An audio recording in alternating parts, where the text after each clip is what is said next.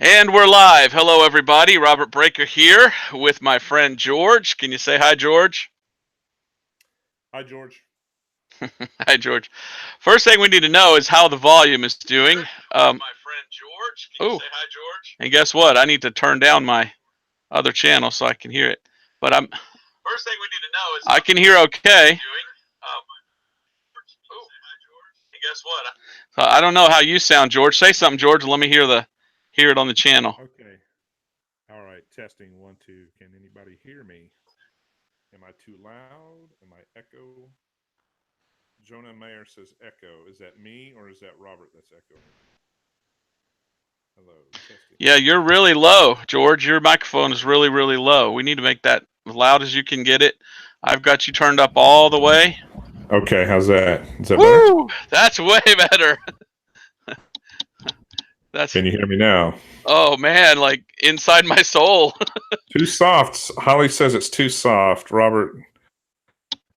All right, see, let's ask people now because that was so loud I turned you way, way down. Okay, right now we just need the audience. We need you all to help George us. is low with is the this last volume. thing someone says. Let's see if someone says George is loud and clear. Okay, Fabian says loud and clear. I don't know if that's for all of us. I'm loud and clear, Fabian says. What is George? Is George good? Testing. Fa la la la la. Is that loud? Is that good? It's good now. Somebody says, Sam says it's good now. All right, it sounds good to me too. So now we finally got your volume figured out. Okay. All right. Hello, everybody. I'm Robert Breaker, and this is my buddy George. And today we've got a little bit of a hot topic, if you will, to talk about. We're going to talk about a subject that a lot of people like to get emotional about, and we're not going to get emotional about this. I hope that's not our plan or our desire. We want to talk about this because we want the truth, and we clearly see that in our world there are people that will twist the truth for an agenda in order to try to cause division among people. And they want to teach something that's not true just to stir up emotions and oftentimes just to make people hate.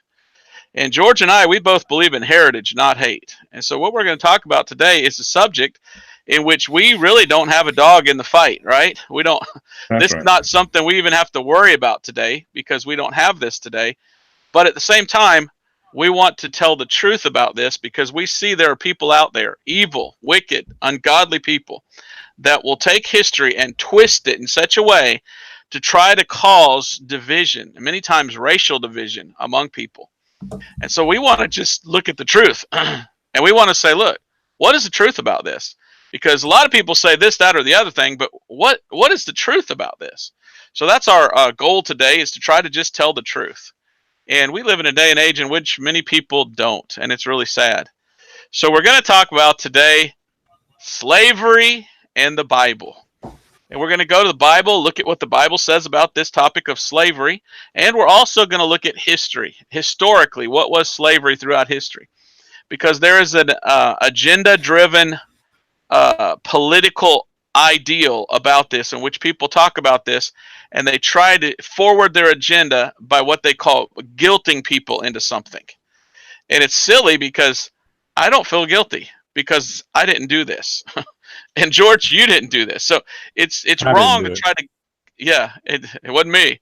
So it's wrong to try to guilt people into something that they didn't do, especially when the facts prove that what they're trying to guilt you into is not necessarily true. Let's put it that way. Enough beating around the bush, okay? We've got a lot to talk about today. I'm hoping that people will listen to this. We talked a little bit about this before, George, that I might lose some subscribers from this. What do you think? But those that know me, they know that my channel is all about the truth. You either want the truth or you don't.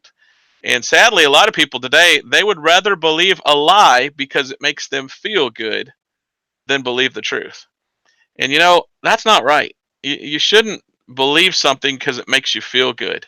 And you should always check things out and see. The Bible says, prove all things, hold fast that which is good.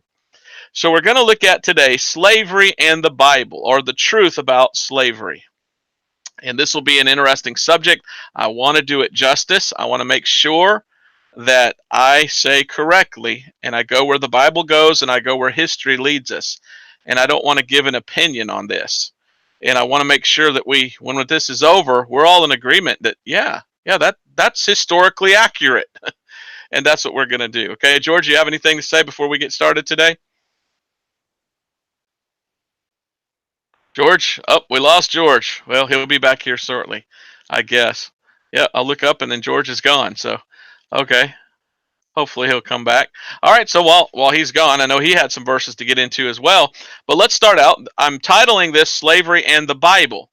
Okay, so I looked up out of curiosity in the Bible, is the word slave in our King James Bible? And you know what I found? The word slave only appears twice in the Bible. And I thought that's curious because the Bible has lots to say about slavery, but the actual word slave only appears twice in the King James Bible. The first time it appears is in a past tense, and the next time it appears is in the future tense. So there have been slaves throughout history, and there will be slaves in the future. And that's something that to me was quite interesting to think about and to say, So slavery is not over. Now, we in America, we rejoice. Yay, there's no more slavery in America. And that's a good thing. And let me say at the beginning of this, I hate slavery. The thought of being a slave to another man is appalling to me. Or owning someone as your slave, that's kind of appalling to me. I don't like that. But as we'll see here in this study, if you think about it, we all are slaves to somebody. And I'll get to that here in a minute. A lot of people are slaves to sin. Other people are slaves to the devil. They've chosen to follow Satan. Other people, we're supposed to be slaves for the Lord, or servants. You're back. I'm back. Sorry for Okay. that. Technical difficulties. We're back. Okay. So I've just told everybody, George, that the word slave only appears twice in our King James Bible. And one reference is Old Testament in the past, and the other reference is in the book of Revelation, and it's talking about in the future there's going to be slaves. So in the past there have been slaves, and in the future there will be slaves. And you're wanting to talk more about the future slaves. I like more historical. I want to talk more about the past slaves. So without further ado, let me give you those two passages. The first passage is Jeremiah 2:4. Now, for sake of time, I won't read that, but in that passage, God is talking to Israel, and he said that they were his servant, ... They were a slave to something. And so that's the first time the word slave appears, and it's singular, and God's using it as reference to Israel. The second time the word slave appears is Revelation 18:13. And this time it's in plural. And this time it's future. And actually, I want to end with this verse as well as begin with this verse. But in Revelation 18:13, it's a list of things, and it's talking about the tribulation period, and the context is Mystery Babylon, the Mystery Babylon religion that's ruling the world during the tribulation. And they're going to buy and sell. They're the merchants. And then it says, and slaves and the souls of men at the end of the verse. I thought that was quite interesting that slavery will be in the tribulation, and that there will be engaging in full-fledged slavery in the tribulation period. So the word slave comes from, and I hate to run to the Greek, but I just want you to show you this quickly. I'm going to try screen share and see if this works. Tell me if that comes up, George, my screen share. Do you see me screen sharing? Okay. Now it's looking funny, so if I can get to my screen share here. I wanted to show you this, all right? In Greek, the word for slave is doulos, and I guess you can see it there. I tried to make it pretty big here. That is the same word as servant as the word of slave. So there's no two different words like we have in English, servant and slave. In the Greek language, which the Bible was originally written, there was only one word, and the word slave and the word servant meant the same thing because they were the same word. And today, while we think, there's slaves, and a slave is somebody that doesn't have a choice. And a servant, that's somebody that, of their own free will, while they choose to serve somebody. But really, it's the same word in the Greek language. So a servant is a slave and vice versa. I find that quite interesting. So you can either be a willing servant or an unwilling servant, but either way, you got to obey your master. All right, let's put that out there. So servant is found in the Bible quite a few times. So I find it interesting. The King James translators only chose to translate that word as slave twice, but all the other times course, it was a different word in the Old Testament in the Hebrew, but in the other times they chose to use servant. And the word servant appears in both singular and plural form 1,043 times in 923 verses. And the first time that servant appears and a servant shows up is in Genesis chapter 9. And it's a prophecy. And I don't want to get too in detail in this, but I'll go ahead and read it to you. Genesis chapter 9, verse 23, God says that one of the sons of Noah is going to be a slave. So I'll have to put her back on screen share here if I can. And share. All right. So Genesis chapter 9 and verse 25, and said, Cursed be Canaan, a servant of servants shall he be unto his brethren. And he said, Blessed be the Lord God of Shem, and Canaan shall be his servant. God shall enlarge Japheth, and he shall dwell in the tents of Shem, and Canaan shall be his servant. So Canaan was the son of Ham, and God said they're going to be servants or slaves. And in the future they were, and we'll get to that later, a little bit about that. But the next time we see servant or slave, because that's what a servant is, he's a slave, is in Genesis chapter 12. And in Genesis 12, verse 16, guess who had slaves? Guess who had servants? Abraham. Genesis 12:16, and he entreated Abraham well for his sake, and he had sheep and oxen and he asses and men servants and maid servants and she asses and camels. Now here's something that I thought was interesting in verse 14 of chapter 14, Genesis 14:14. Look at this. Genesis 14:14, and when Abraham heard that his brother was taken captive, he armed his trained servants. Those would have been slaves. Was Abraham a slave owner? Yeah. And he has trained servants born in his own house, 318, and pursued them into Dan. So these were slaves that were literally born to his servants, and Abraham kept them. Now you can do what you want with that, okay? A lot of people will say, well, then I hate the Jews now. Okay, help yourself. But the first man who was a Jew, Abraham, well, he was a slave owner. How come they never talk about that? Why is it that today they always talk about white man owned slave, white man's evil, white man had slaves? That we're going to learn that there's been a lot more people that own slaves than just the white man. But today a lot of people try to demonize white people and say white people own slaves, white people own slaves. Let's look at the history of slavery. Let's look at the Bible. Let's look at the entire thing. Go ahead, George. You want to say something? Oh, no. I'm saying you're absolutely correct. The white people, they did own slaves. No, I'm just jumping in there. Okay. But where I wanted to go back was in Philemon talks about slavery too. I mean, the whole book about Philemon speaks about slavery. But what Paul's message, or what Paul's speaking about in Philemon, it's the slavery from back then is not really the same thing as what's going on today, or what went on in the early 14th, 15th, 16th century. He was calling on, who was it? Essimus, but it was more of like an economic agreement. The slavery was back then. I mean, it was just something totally different. Different. Okay, that's the New Testament. We'll get to the New Testament here in a minute. I've just got one more passage here in the Old Testament to finish it up. And like you said, there is a difference between slavery for life and slavery for a certain time. And as you said it correctly, it was an economic thing. And that's what's called the difference between indentured servitude and a slavery, which is a servant or slave for life. And this is actually found in the Old Testament in Deuteronomy chapter 15. And it explains to us, and in America, we're going to study here in a little bit about the history of slavery in America. It's the same thing. It started with indentured servitude, and then it turned to owning a slave for life. But those were two separate things. So Deuteronomy chapter 15, verse 12, can you still see it here on the screen? Yes. Okay. So Deuteronomy 15:12, and if thy brother, an Hebrew man or an Hebrew woman, be sold unto thee, and serve thee 6 years, then in the 7th year thou shalt let them go free from thee. So here's a Jew owning another Jew as a servant or a slave. It's not about the color of their skin. It was this, like you said, an economic thing. And usually there was a contract. And in the Old Testament law, it was usually because a man owed a debt to another man that he couldn't pay. So he became his slave until he paid off the debt. And the Bible tells us that he had to work and he couldn't stay for more than 6 years, well, 7 years, and he was let free in the 7th year. And I lost it. Where was I? Yeah, in verse 13. And when thou sendest him out from thee, he shall go from thee. Thou shalt not let him go away empty.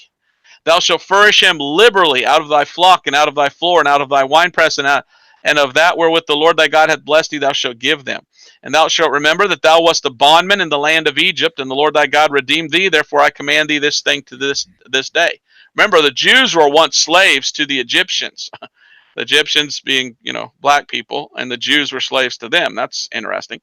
But here's someone that willingly, of their own free will, wanted to be a slave. Look what it says starting in verse 16.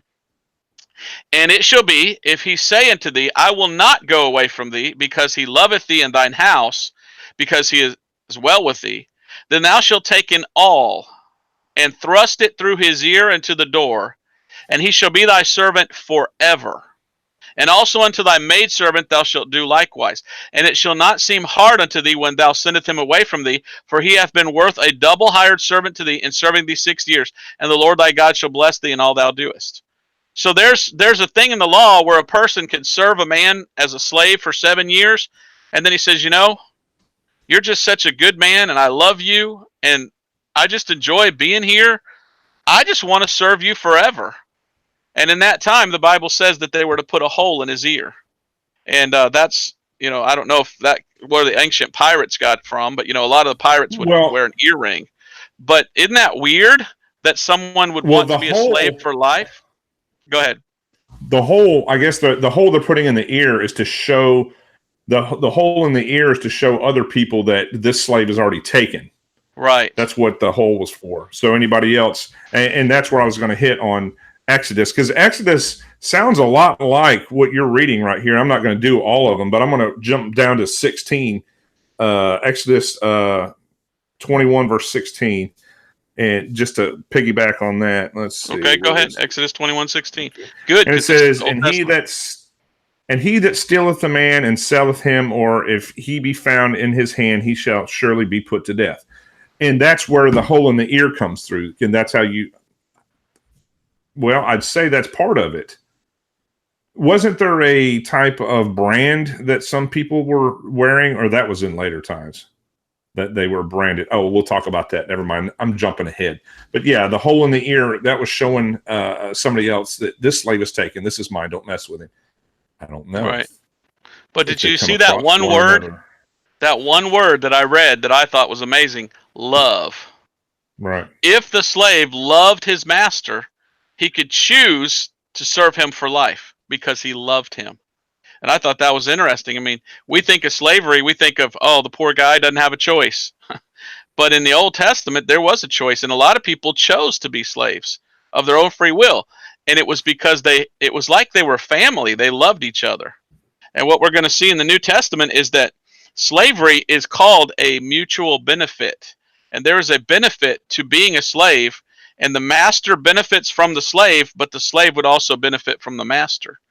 And we see that beginning in the Old Testament, that person, if he did work 7 years only, when he left, that master was supposed to shower on him good things. He was supposed to shower things on him and say, now you did a great job for me for 7 years. Now here, take this, take this, take this. And the guy would go out and he could start his own life, and he'd have flocks and he'd have money and he'd have. So we see that there's love involved, and it's not using somebody and abusing them. It's benefiting each other. And that's something that a lot of people don't see when it comes to slavery. They think it's just, you're whipping people like dogs. And that's not always what slavery was, okay? And we're going to see that.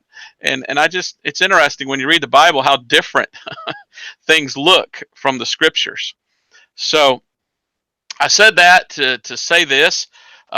So slavery was allowed in the Old Testament. There's a lot of people that run around and say, slavery's evil, slavery's evil. No, it was never in the Bible. And it's like, did they ever read the Bible? In the Bible, there was slavery. And in the Bible, the Jews were slaves to the Egyptians. Abraham owned some slaves.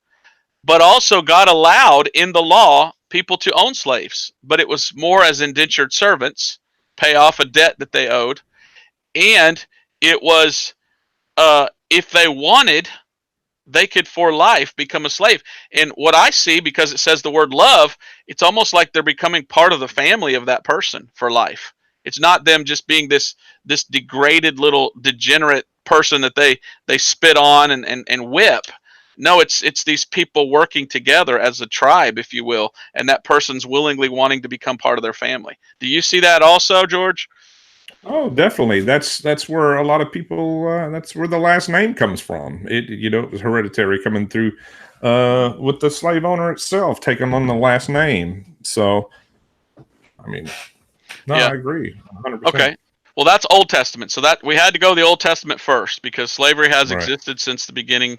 And, who knows who the first slave was? I think Nimrod was the one making the first slaves because he was an evil man, but that's way back in Genesis. Now let's look at the New Testament. And here's the New Testament. Let's go to 1 Timothy chapter 6. Now you got all your Old Testament verses out of the way? Yeah, I think that Exodus was it, and then the Philemon obviously was new. So Okay. Well, go here's for the it. thing. All right, we're going to go to 1 Timothy chapter 6.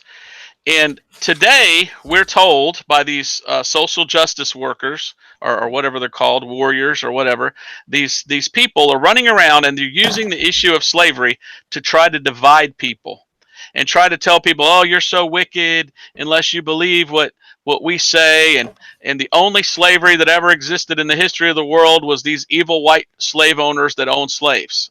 Okay? And that's how they try to portray it, as slavery is evil white people. It's almost like a caveman mentality. Let's see if I can find what I'm looking for here. I'm trying to get the Bible up for you. Okay, hopefully you can see the scripture there. And so you go to a secular school today, and the communists that are in charge of that school, they teach the kids, white people bad, white people own slaves. And it's almost like that's all they know. And they come out of college with an education of 4 years and they say, oh, you're white, you're evil, you're racist because you had a black slave. And it's like, can you be any more shallow in what you believe? When you begin to study slavery, it was more than just blacks and whites. There were white people that owned slaves. We'll see here in a minute, there were black people that owned black slaves. And also in the Bible, when there was slavery, guess what? God said there was rules of slavery, and that the master was supposed to treat the slaves a certain way, and the slaves were supposed to treat the masters a certain way. So God did allow slavery in the Bible, and in the New Testament, here's what we read. 1 Timothy chapter 6. Let as many servants, that's the Greek word doulos, that's slaves. Let as many that are slaves, as servants, as are under the yoke, count their own masters worthy of all honor, that the name of God and his doctrine be not blasphemed. What is God's doctrine? The context here is slavery. And it says here, and they that have believing masters, let them not despise them because they are brethren, but rather do them service because they are faithful and beloved, partakers of the benefit. These things teach and exhort. So do you see what I see? God is telling a man that owned a slave, a master, that he was supposed to serve his slave, but rather do them Absolutely. service. Do you see that? Where is Oh, that taught in the colleges? They don't. They say, evil white man beat black man. Oh, evil slave owner. But in the Bible, slavery was just like the Old Testament. There was some love supposed to be there, in which the owner loved his slave and the slave owed the other. And there was what they call here a benefit. It was a benefit to both of them. They were both to benefit each other. Now, 1 Timothy 6:3 says, if any man teach otherwise and consent not to wholesome words, even the words of our Lord Jesus Christ, and to the doctrine which is according to godliness, he is proud, knowing nothing, but doting about questions and strifes of words, wherewith cometh envy, strife, railings, evil surmisings. So even the Bible itself talks about this and says if somebody comes along and tries to cause up strife and divisions among people over this subject of slavery, we better be careful. Because if they're just trying to make it a race thing and say it's okay to hate a race because that race owns slaves, then you better say, well, hold on, what does the Bible say about that? And that's what I'm seeing today, George, is right. that they're going around the today racial, saying, that's all Western hate whites. stuff. Say again? No, I was saying absolutely the racial, that's all Western. That's all us. That's later down the road. That's where all the racial stuff come in. I mean, the slaves back then, they were smart. They were educated slaves. you know. And let's see, the Romans had a day set aside where they celebrated, and the slave and the slave owner reversed roles for that day. Yeah, I So, forgot all about that. I'm glad you yeah, mentioned that. absolutely. Go Yeah, ahead. there was actually a day in Rome, and if you were the slave owner, you would have treated your slave right because you knew that one day would come every year, and you didn't want the slaves to be mean to you for a whole day. But you're right, there was literally in Rome a day in which there was a role reversal. And so Right. now all that year that slave was there for his master. Now that master had to serve that slave. What a thing. What a neat law. I mean, it would have kept you a nice moral person that would have treated the slave right. Otherwise, he's going to treat you like crap that one day out of the year. I'm glad you mentioned that. I forgot totally about that. That's pretty good. Right. Um, so I've got Ephesians and Colossians and Titus, and I wanted to show those. Now, here's why I'm presenting this, okay? If we're going to make slavery all about America, which is all they want to do today, then let's look at America. And where was the slaves? Well, they say the South owned slaves. Well, and I'm going to get to this here in a minute, but only about 5% of the South owned slaves. 95% of Southerners couldn't afford a slave because slaves were 1,000 pounds, 1,500 pounds, 2,000 pounds. That's about the equivalent of a year or two salary for us today. So let's say you're a teacher or something, you make 30, 40,000 a year. I'm not going to go buy somebody for 40, 50,000 bucks. I mean, I'm not going to do that. So to own a slave, you had to be rich. So they try to make white people bad because white people own slaves in America. Well, 95% of the people in the South didn't own slaves. And so the South was saturated with the gospel and the Bible. So if a man owned a slave and he was a Southerner, do you think he would have read what we just read in 1 Timothy chapter 6 about as a master doing service to your people? And don't you think the slave owners would have tried to follow the Bible? Well, yeah. And most of the people in the South went to church. Matter of fact, a lot of them took their slaves to church with them. So they would have known this. And I have a lot of experience in this. I've studied this a lot. Family history I've studied, and I've learned a lot about this. And I'm excited to get more of this out. I can't wait to share this. But let's go to Ephesians. And let me go to the Bible here and share this again. And let's go here to Ephesians. Starting to get the hang of this. Getting this up faster. Ephesians chapter 6. And look at verse 5 through 8. The Apostle Paul dealt with slavery. In the South, in the 1800s, 1700s, 1800s, the Bible saturated everything. And everything that men did, they read the Bible. So they would have read this. In Ephesians 6, 5 through 8, Paul says, "Servants, be obedient to them that are your masters according to the flesh, with fear and trembling and singleness of your heart as unto Christ.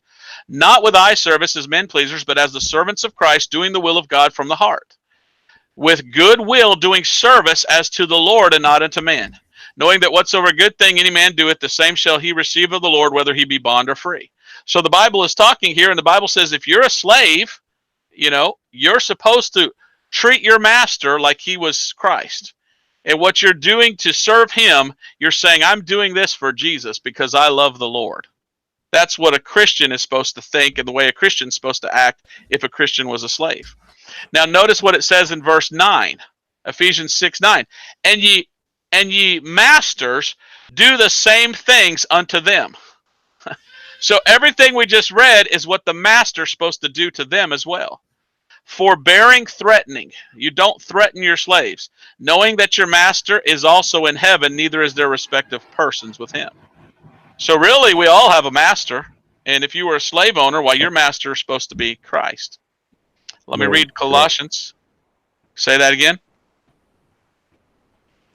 Okay. Now, Here's Lord. something. Lord means owner, right? Lord, owner.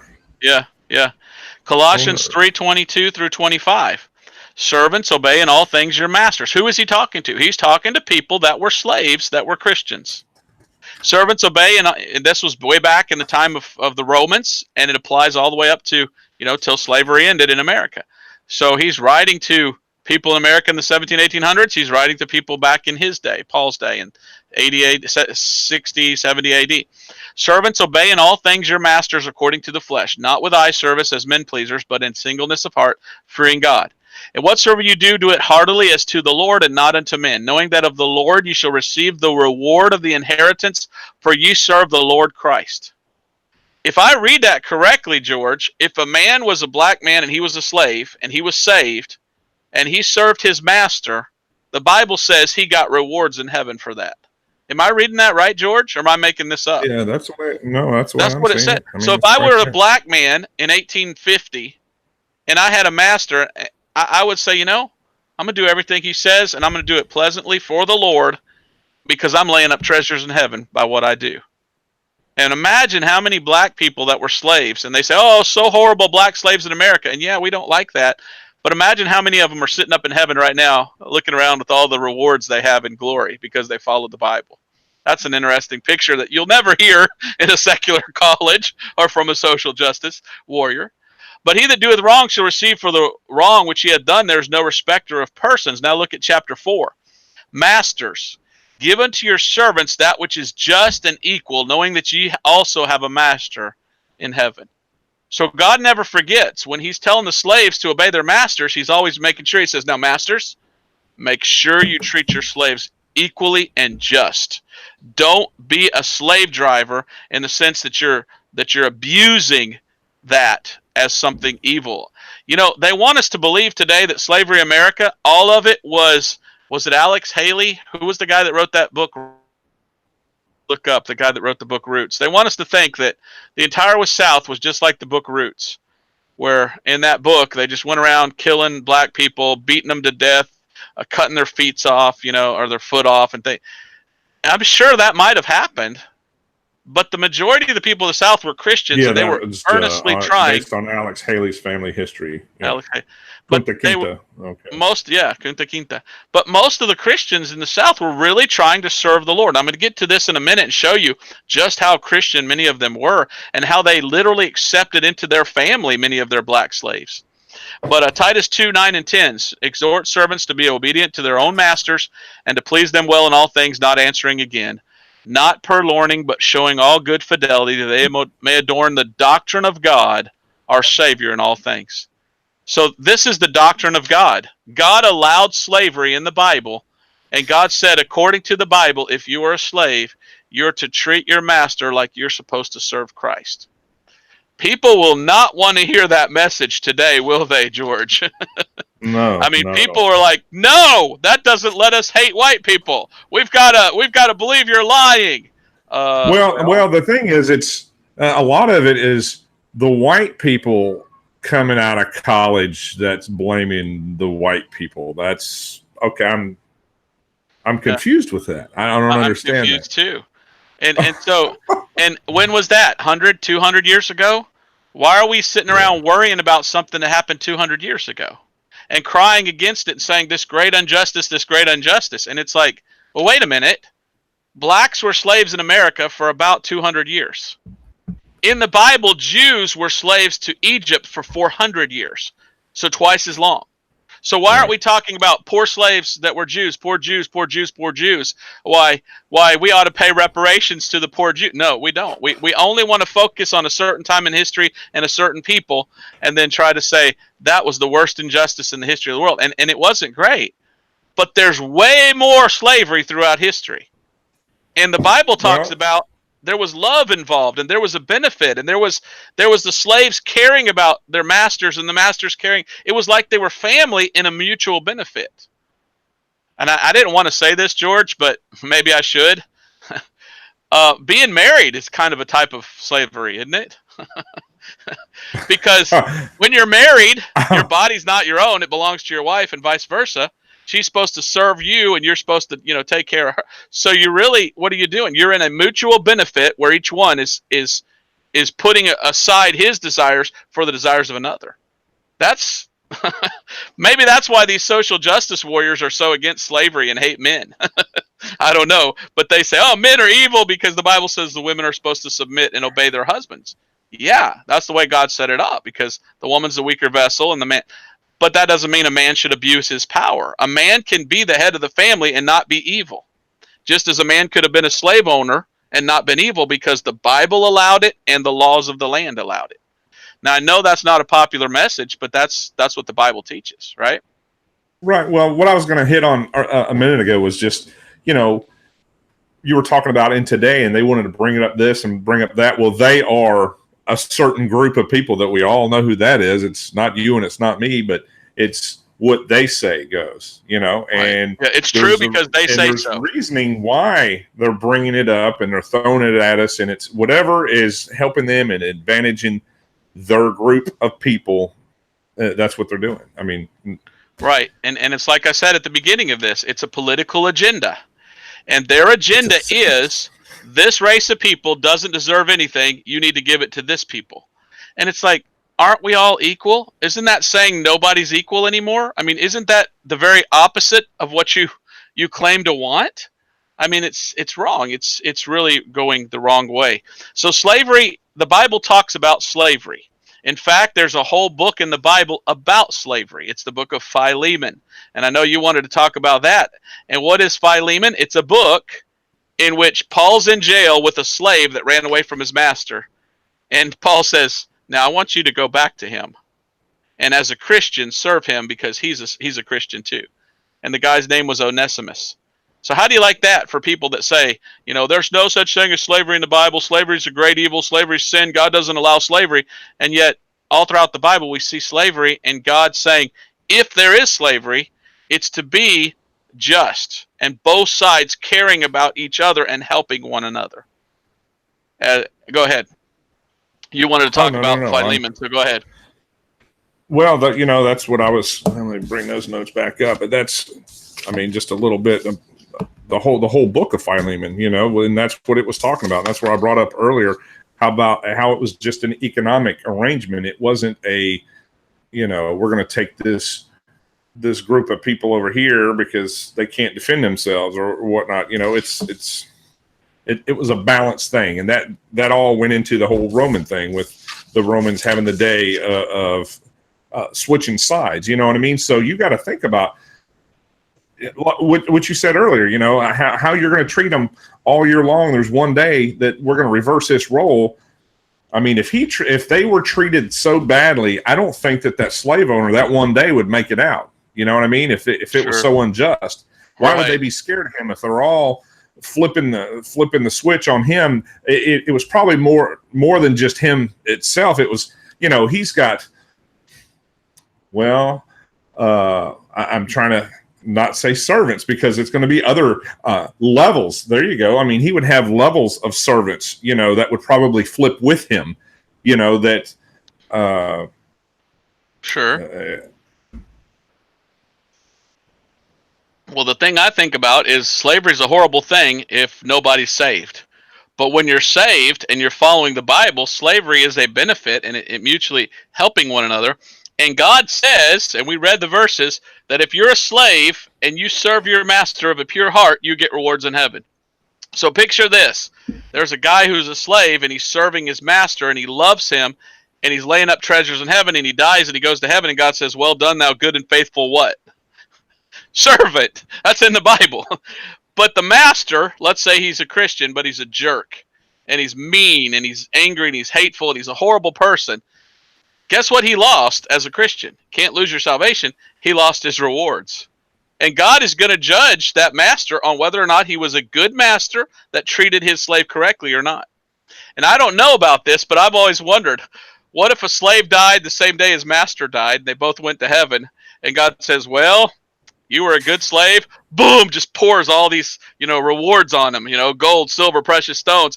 And then he goes, but you were the worst master, so you don't get nothing. So in heaven, the slave has all these rewards and the master has not. I mean, imagine, people don't think about that. There's a spiritual aspect to this that people don't think about, and I think it's sad. And yet today they all want to talk about, oh, evil people owning slaves. There's a way to have slavery in which it is biblical and it's correct and it's not an abuse. It's two sides helping one another. And I'll get into that here later and I'll give you some examples of that. So I don't see slavery as this great evil unless it's lost people attacking slaves and cutting their feet off and whipping them like in that book Roots. But how often did that happen? Well, we're going to look about that a little bit more because I see a completely different side of history from studying it and reading myself. And I see slaves had much liberty. I saw love between the slaves and their masters, and I often saw many times that they would help one another and were family. They would even fight side by side in wars because they cared. And there were many historical men that owned slaves that went in debt to keep their slaves eating and until they died, to make sure their slaves were protected because they loved them so much. So we're going to get into that, and I'm looking forward to that. But I want to go to 1 Corinthians chapter 7, because slavery encompasses a huge, huge topic. And when we talk about slavery, we're not just talking about 1600s to middle 1800s America. It's all throughout history, and we have to look at the whole thing, not just that time period. But also, everybody's a slave to something. So here's God through the Apostle Paul talking about this, and in 1 Corinthians 7, 21 through 23, we read. Can you see it on the screen there? It says, "Art thou called being a servant?" Paul is writing to Christians, and he says, "Are you a slave? Care not for it, but if thou mayest be free, use it rather. For he that is called in the Lord being a servant is the Lord's freeman. Likewise also he that is called being free is Christ what? Servant. For ye," it says, "ye are bought with a price, be not ye the servants of men." So we're all supposed to serve Jesus Christ. Remember, it's the same word for servant as slave. So as horrible as this may sound, I'm supposed to be a slave to Jesus. Does that make sense? So everyone, slavery's so bad, slavery's so bad. But here I'm supposed to be Jesus' slave. What does that mean? That means I'm supposed to serve him. And how am I supposed to do it? Out of love and out of my heart. And that's what slavery is supposed to be. And a lot of people are slaves and they don't even know it. Most of your lost people, abolitionists, if you will, your modern day social justice warriors. And by the way, remember the abolitionist movement and how it was all these people up north were, oh, we hate slavery, we hate slavery. They were some of the most wickedest people. John Brown was supposed to be a preacher. And he got all these people around him, and he went and slaughtered people that owned slaves, murdered them in cold blood. You cannot convince me that it's a just cause to go and murder people. He was a murderer. So oftentimes these people that think they're doing good and helping others, they're the wickedest sinners with a dirty heart because they want to kill people. Because that's just really sad. But anyway, Romans 6:16. Oops, I went a little too high. Romans 6:16. "Know ye not that to whom ye yield yourselves servants to obey, his servants ye are to whom ye obey, whether of sin unto death or of an obedience unto righteousness?" But, oh, I lost it. Let me get back. But I want verse 17 through 22 now. "But God be thanked that you were the servants of sin, but ye have obeyed from the heart that form of doctrine which was delivered you. Being then made free from sin, you become the servants of righteousness. And I speak after the manner of men because of the infirmity of your flesh. For as ye have yielded your members servants to uncleanliness, and to iniquity unto iniquity, even those so now yield your members servants to righteousness unto holiness. For ye were the servants of sin, you were free from righteousness." And he continues on there, verse 22, "But now being made free from sin and become servants to God, ye have your fruit unto holiness and to everlasting life." So, George. Yes. We're all servants. We're all slaves. The only question is, who do you choose to serve? If you're lost, you're a servant of sin. If you're saved, you're freed from sin, and you're free now not to go and sin. You're free to serve God and be his slave by your choice. Remember the choice that a guy made in the Old Testament? Because he says, "I love you, I choose to be your servant for life." We're supposed to choose to be slaves, to be servants of Christ. And that's the question. Amen. Is, are you? Are you? So I think that's, I mean, I don't know how else to put it. People say, "Are you against slavery, Robert Breaker?" And it's like, how do I answer that? I know what they're asking. They're asking, do you hate slavery? Well, yeah, I hate a man owning another man and treating him like garbage. But I myself am a slave, and I love to be a servant of Christ. So I really like slavery in the sense that I like the ability to be able to serve Jesus because of what he did for me. You know what I mean? So there's a lot more to this topic of slavery than just white people bad. They own slaves in 1800s. Somebody's not thinking completely. and somebody is just trying to twist slavery into a box that they can hold in your faith and say, shut up, you bigot, you can't talk to me because look at what your people did. And it's like, my people? You don't know me. You don't know if I was one of the 5%. And even if I was, that was my ancestors.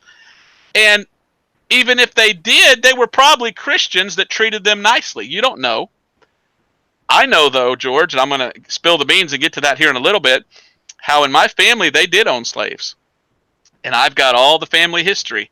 And they loved each other and treated each other like family. And I'm going to get to that story eventually, hopefully, and show the truth. And it wasn't the Alex Haley book of Root's story. It was blacks and whites loving one another, working together in Christ as Christians. And I think that's a beautiful thing. You got anything to say real quick before I read some more verses? Well, I was just going to bring up slavery. I mean, the word gets hijacked, and like you said just a minute ago, it gets twisted. You know what I mean? So it can mean whatever you want it to mean, and you know who's addressing you with the subject, so you know where they're coming from for the most part. Right. But it's all twisted up. You know what I mean? Yep. I mean, could we call it Christian slavery? You know?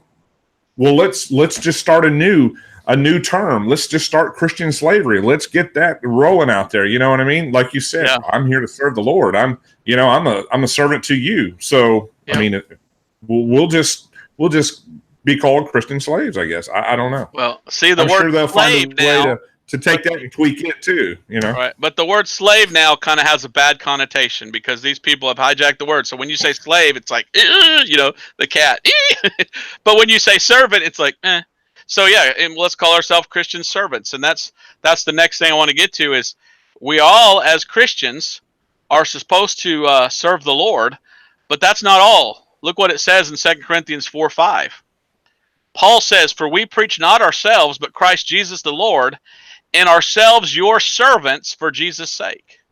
The Apostle Paul says, look, I'm a minister of God, and I willingly choose to be a servant to you, other Christians, and serve you as a minister. I'm an ordained minister. I believe in ministering. You know what ministering is doing? Helping other people, serving them. So I would call it, Christian servitude. Christians are supposed to serve other Christians in the sense that we love them. And how do I help other people? Well, I don't go to their house and mow their yard or things like that because I probably live in a different state than they do. But I minister by giving you the gospel and giving you the word of God that'll help you. And that's the best thing I can do through the internet, to reach people. Romans 12:11. Whoops, I went to 1 Corinthians. I meant to go to Romans. What happened? We got 2 1 Corinthians here. Let me see if I can get this thing. I might have to restart it real quick. Romans 12:11. Look at what Romans 12:11 says. We'll get it here in just a second. And there's so much more that I want to get into, but I just want to get these verses out so people can see what the Bible says. But Romans 12 and verse 11. Let's make it bigger so you can read it. Look at what Romans 12:11 says. Make sure I got the right verse. It's probably not the verse I wanted. For some reason, it's not showing up. Let me see if it's Romans 12:11 or am I thinking of Romans 12:1? Sometimes I write things down wrong. Let me look it up here. Nope, it's Romans 12:11. It's just not showing up here for some reason. How funny. They don't want you to see it. I guess the devil's trying to. But look at Romans 12:11. Not slothful in business, fervent in spirit, serving the Lord. So we're supposed to love one another and serve one another, serve the Lord. What does the Bible say? I beseech you therefore by the mercies of God that you present your bodies a living sacrifice, wholly acceptable to God, which is your reasonable service. And then in Galatians 5:13, what do we read here? For some reason, it's not showing up. Isn't that funny? There it is. Galatians 5:13. For brethren, ye have been called unto liberty. Only use not liberty for an occasion to the flesh, but by love serve. What is that? Be a slave, be a servant, serve one another. So there is a willing slavery, if you will. There's a willingness to serve other people, and that willingness that comes from your heart to do that. Now, I don't believe it's right for one man against the will of another man to force him into being his slave. But I do see that in the Bible, when God talked about slavery, his desire was that man would serve one another, and it was a benefit where each one was trying to help the other, and that was God's idea on the subject and the way that God wanted it to be done. Amen. Anything Amen. to say on that? No. I'm following you. I'm catching up Okay. a little bit in the chat. So basically, we are all slaves to someone, or I could say it this way: they were all servants to someone. Lost people are servants to sin. We who are Christians are supposed to be servants of God, serving God by serving other Christians, serving others. Sadly, a lot of lost people that serve sin are probably servants of Satan as well. But if you think about it, you're all a slave to somebody. Who do you choose to serve? Amen? Okay, so there are many, many people today who hate the idea of slavery. And I can understand why. In their mind, slavery is some guy going and kidnapping another man and then forcing him to work for him for the rest of his life. That's not always what slavery was or is in the Bible. That is, and someone's already asking about it, that's called human trafficking. That's the human slavery thing. I mean, that's forcing people into bondage and forced labor. Well, that's kind of what communism does. Forces people into forced labor. But that's not exactly what the Bible talks about. That's not exactly what slavery was or is supposed to be. But many people today hate the idea of slavery. They claim it's awful, immoral, and unjust for one man to own another man. So they claim they are against it for that reason. And they want to proclaim as immoral anyone who owns a slave. All right, then Abraham in the Bible was an immoral, evil man. I don't believe that. The Apostle Paul in the Bible was an immoral, evil man because he told us that God says, here's slavery, it's okay, and these are the rules for it. I don't believe that. I believe that there's a way that there can be a slavery in which it works between Christians. But I can understand when people aren't saved, I can see how there's an abuse on both sides. An unsaved man hates his master and wants to kill him because he just wants to run free. And then a man who's not saved that owns slaves, well, he beats them and abuses them. And so what is the answer to this? Jesus! The answer is salvation. That's the answer to slavery, is get saved.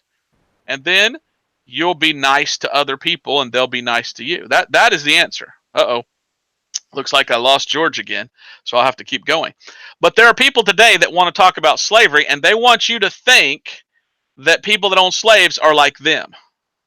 Evil, wicked, ungodly. So they want to label people that own slaves as evil, and they say they want reparations. Now, have you heard this term, reparations? Most people that talk about slavery today, they only want to talk about slavery in the United States of America of whites owning blacks. And so they say all white people are guilty as hell for owning slaves. Now, what did you just say? You made an open-ended statement that is an outright lie. Not all white people own slaves. 5% of the people in the South own slaves. You just demonized 95% of good Southern Christian people that lived in the 17 and 1800s. Wow, you're awful. I don't want to listen to somebody like that makes such an open-ended statement in which they are so wrong. Why would you demonize 95% of good Southern folks unless you have an agenda, unless you haven't studied history, unless you're trying to make people look bad that you don't like, that won't fit in with what you're trying to form? You see, these people are communists, and communism forces you to be a slave to the system. And communism will not allow Christianity. So in order to start a communist regime, we must demonize Christians and kill them. And that's their agenda. Let's make 95% of all good Southern people evil slave owners that are immoral and evil. No, you've just slandered 95% of Christians that lived in the South. That's sick. But they say, we want reparations. We want reparations. Reparations is, they say, white people should pay black people money because white people had black people as slaves. Now, I've got a problem with this. If we should do that, as these people say, then as soon as we give all our money to the black people should turn around and give twice as much to the Jewish people. Because the Jewish people were slaves for 400 years under the Egyptians. If you really want to go down that route and say, well, social justice is we have to take those that were offended and pay them back, and you want to make it a racial thing, which you can't, then let's go that route. Let's go to the extreme end of what you're wanting to do. I saw Elizabeth Warren stand up the other day, Miss Pocahontas. Oh, we ought to give reparations to black people. I watched in the 1990s, Bill Clinton. We ought to give reparations to black people. Oh, poor black people. And I'm thinking to myself, okay, why? Because white people owned them as slaves. Which white people? 95% of the people of the South didn't own slaves. Now, if you want to do that, then why aren't you saying black people have to give money to the Jews because the Bible says they were slaves for 400 years? No, they just want their agenda, and they don't care about real justice. And they claim that it would be just, but it's not. Is it just? Would that be just for all white people to give all black people stuff? What do you think? And I'm going to go to a verse to prove that they're wrong. But go ahead. I can't get you up. You got two different ones there on the bottom. Go ahead. Are you still there, George? All right. Well, while I'm waiting for George, I want to take you to a verse of Scripture. I got the service. I'm back up again. Okay. I just heard black people. And that's. I didn't hear your last transmission. I got. Okay, so the question is this: should white people pay reparations to black people because they claim that white people owned black people as slaves, when historically only about 5% of the entire South population owned black people as slaves? Should an entire race pay another race reparations? If they do, then shouldn't the black people double that and then pay that to the Jews? Because historically, the Jews were 400 years in Egypt as slaves. That's an awful thing. This is what I see in the Bible. The Bible tells us that the sons are not to pay for the sins of the fathers. So if you want to make slavery a sin and say all white people that are evil because white people own slaves, they ought to pay the black people that they own, that is anti-biblical, because the Bible says that the sons do not pay for the iniquity of the father. That is in, am I screen sharing? I think I am. That is in Ezekiel 18:20. The soul that sinneth, it shall die. The son shall not bear the iniquity of the father. All right, so if slavery is a sin, like the social justice warriors say, then the Bible says we don't have to pay for their sin. So if this it's not lie that they make up that all white people own slaves and they're evil is true and they were immoral, that's in the past. We're supposed to bury it there and leave it there, correct? Absolutely. So why do they do this? No, I'm here. Okay. So why do they do this? Why do these Democrats run around, pay reparation, pay reparation, pay reparation? It's because their agenda is, if we can get more black people to vote for us, then we might win. That's the only thing I see, because it's not historically accurate and it's not biblical. And what's funny to me and sad is that when you look at the Democratic Party, it's like everything they're doing is going against God and the Bible. It's like the Democrats read the Bible and say, well, what did you read today that God says to do? Because we can do the opposite of. Everything. What does God say about abortion? The Democratic Party says, we believe in abortion. Why? Even after they're born, kill them. The Old Testament, there's a verse that says if a man punches a woman in the stomach and she loses her baby, that man's to be killed. Capital punishment. Eye for an eye, tooth for a tooth. It's murder. Why is the Democratic Party saying, oh, let's kill babies? It's murder. It's like everything the Bible says they want to go against. So they want us, and I guess I can call myself a white person. I've got a little Jew in me. I've got a little Irish. I've got a little German. I've got some Indian. So I'm a little bit of everything, okay? But they would label me a white person. So do I, as a white person, am I supposed to pay black people for the sins of my forefathers? Imagine that precedent. How far back are we supposed to go? I mean, imagine that precedent making you pay for the sins of your fathers. That is so anti-biblical. You don't pay for what someone else did. You pay for what you did. George, have you ever owned a slave? Not to my recollection, no. Me neither. So why should I go pay people that weren't slaves themselves? They want us to pay the descendants. They want the descendants to pay for the sins of their descendants to the descendants of the descendants that they supposedly wronged.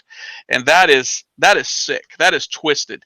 And if you really want to go down that road, then all money must be sent to the Jews, because the Jews were slaves for 400 years in Egypt. Now we need to look at the history of slavery. All right? Genesis 15:12 through 14, and I won't read it. But God told Abraham that the Jews were going to be slaves, servants, for 400 years in Egypt. Why don't people talk about this? Where are the politicians running around saying, what we really need is reparations for the Jewish people? Why, we need to give the Jews our money, because they don't. Now, I want to talk about slavery because the history of the world and slavery is, if you study history, there were more white slaves in the history of the world than there were black slaves. No one will ever talk about that. Slavery is one of those subjects, and I'm reading this from The Uncivil War by Scruggs. And he goes into the history of slavery, and he says, slavery is one of the subjects of American history that is highly charged emotionally and wrapped in the sensitivities of both historical and modern political agendas. Any discussion of slavery is unfortunately very much bound by the chains of modern political correctness. This severely hinders a historically accurate and realistic perspective on American slavery. The image of American slavery in the minds of most is of chains, bullwhips, cruelty, and arrogant human abuse. This was largely true of the transportation of slaves to America, but was not really what happened after Christian men and women had those slaves. And there's a lot that we're going to talk about this, but as early as 1400 BC, the slave trade was the leading source of economic wealth in the Mycenaean kingdoms of Greece. 3/4 of the inhabitants of Athens in the 4th century were slaves. So 3/4 of the population of Greece in the 4th century were slaves. 75% of people in Greece were slaves.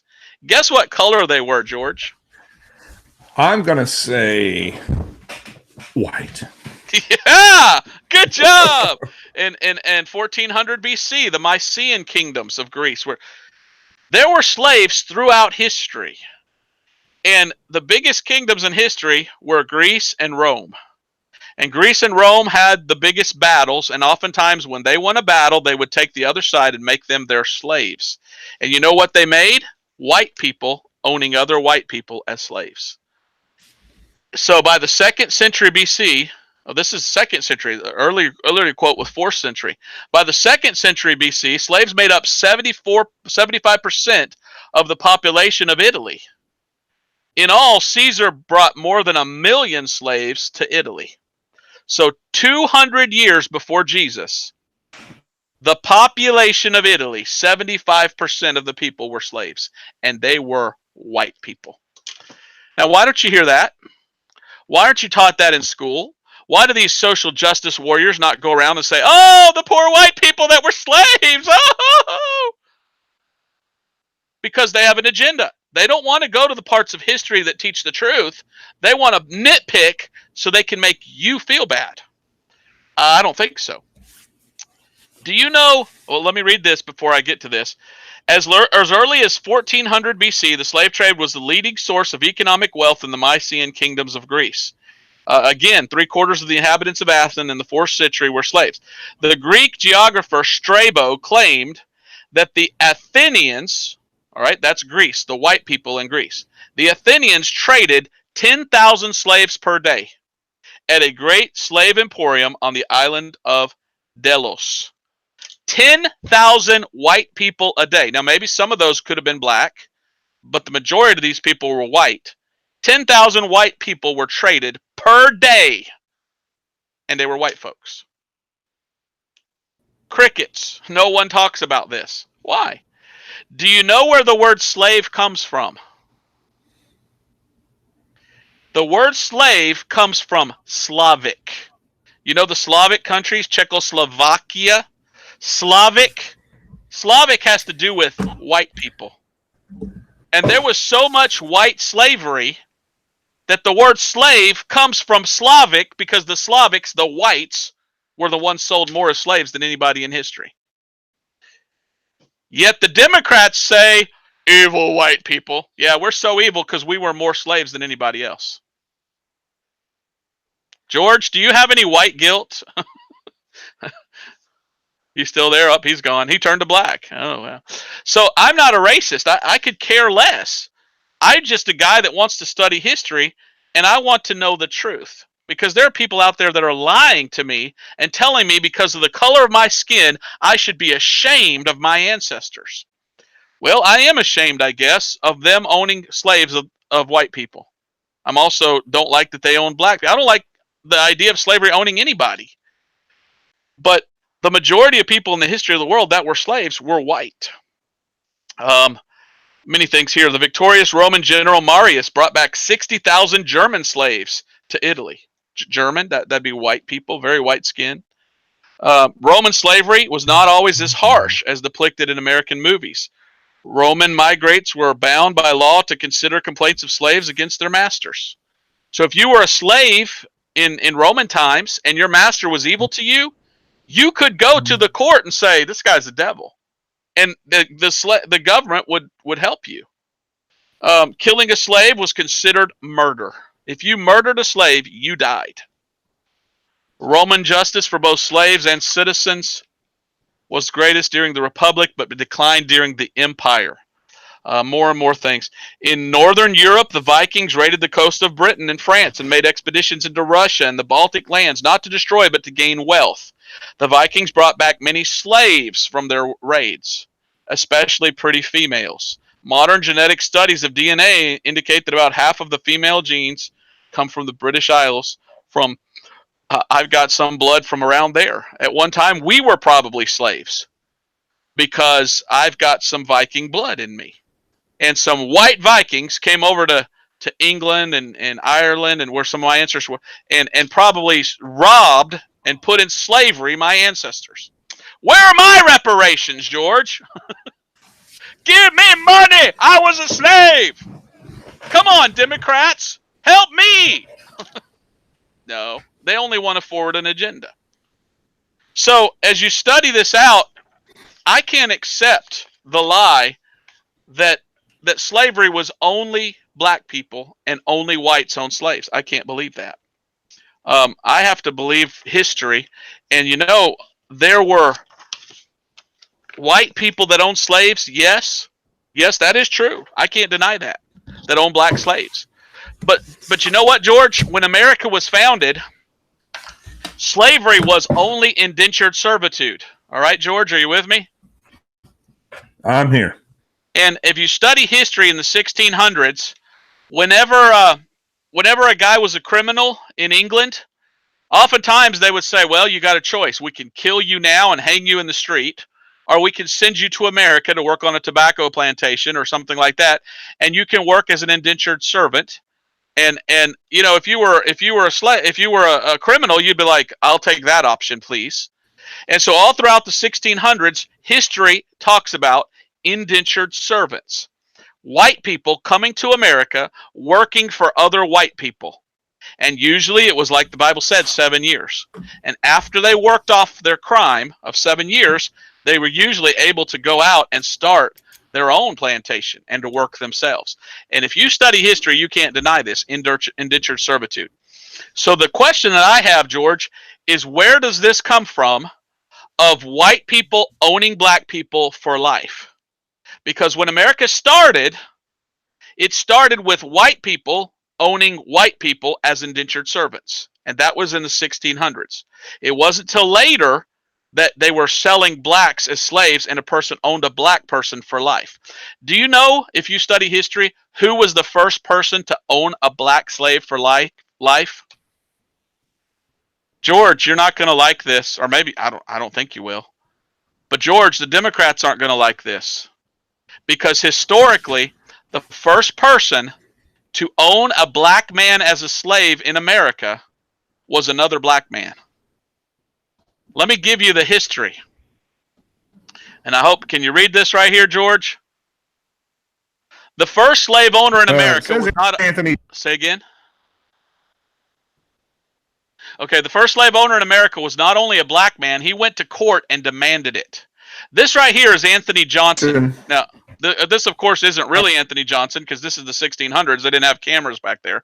But someone put a picture up here to represent the guy. Did I miss you, George? You're cutting in and out.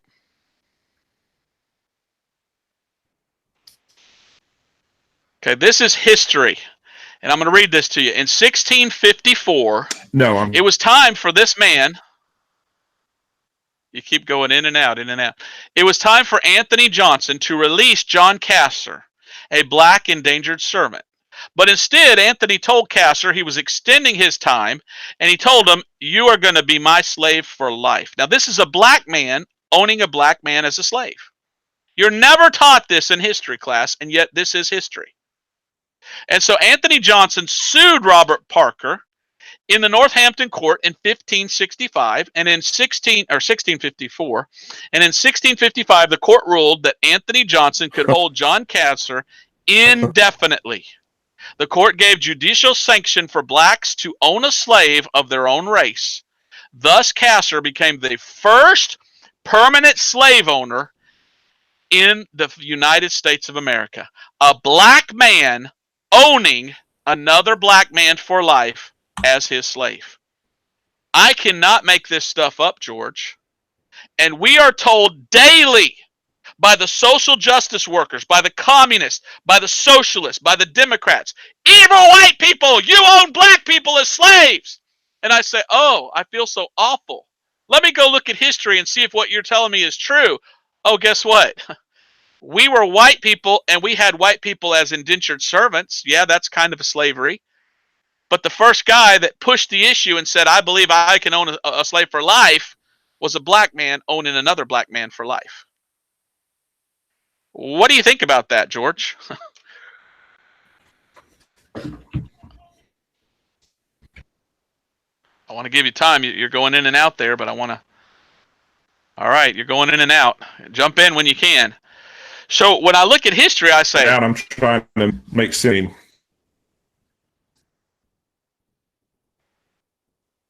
So this is truth. This is history. This is what really happened. Yeah, I'm not hearing you, George. You're going in and out. I'm not hearing you. Okay. We got no, it keeps dropping. It does keep dropping. I wish it would stay. So maybe try again. Just go off and come back on. Usually it comes on better. So we're told today by these social justice, democratic, revolutionary communists, which is part of their playbook. Their playbook is divide the country through racial division. And when you understand the playbook of the Communist Party, you say, oh, now it makes sense. To heck with what the history is and the truth. They just want blacks to hate whites and whites to hate blacks. So they're just trying to cause division so people hate each other and fight each other. I don't hate you if you're black. I don't hate you if you're white. I don't hate you if you're purple, green, red. The color of your skin makes no difference to me.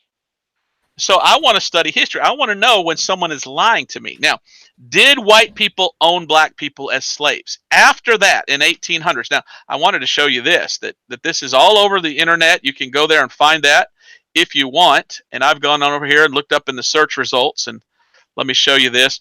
I thought this was kind of creepy at the same time. This fella that owned a slave, Anthony Jackson, the first man to own a black man for life in America as his slave, who lived from about 1600 to 1670. Here is the actual court case where the British court ruled you can own a black man for life, Mr. Black Man. And here's the signature of Anthony, and this is taken from 1666. I thought that's pretty creepy, 666.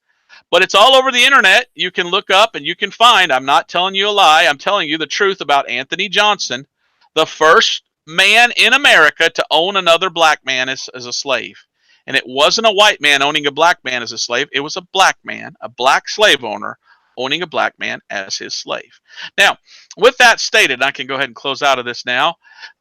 Let's look at slavery in America during the 1800s.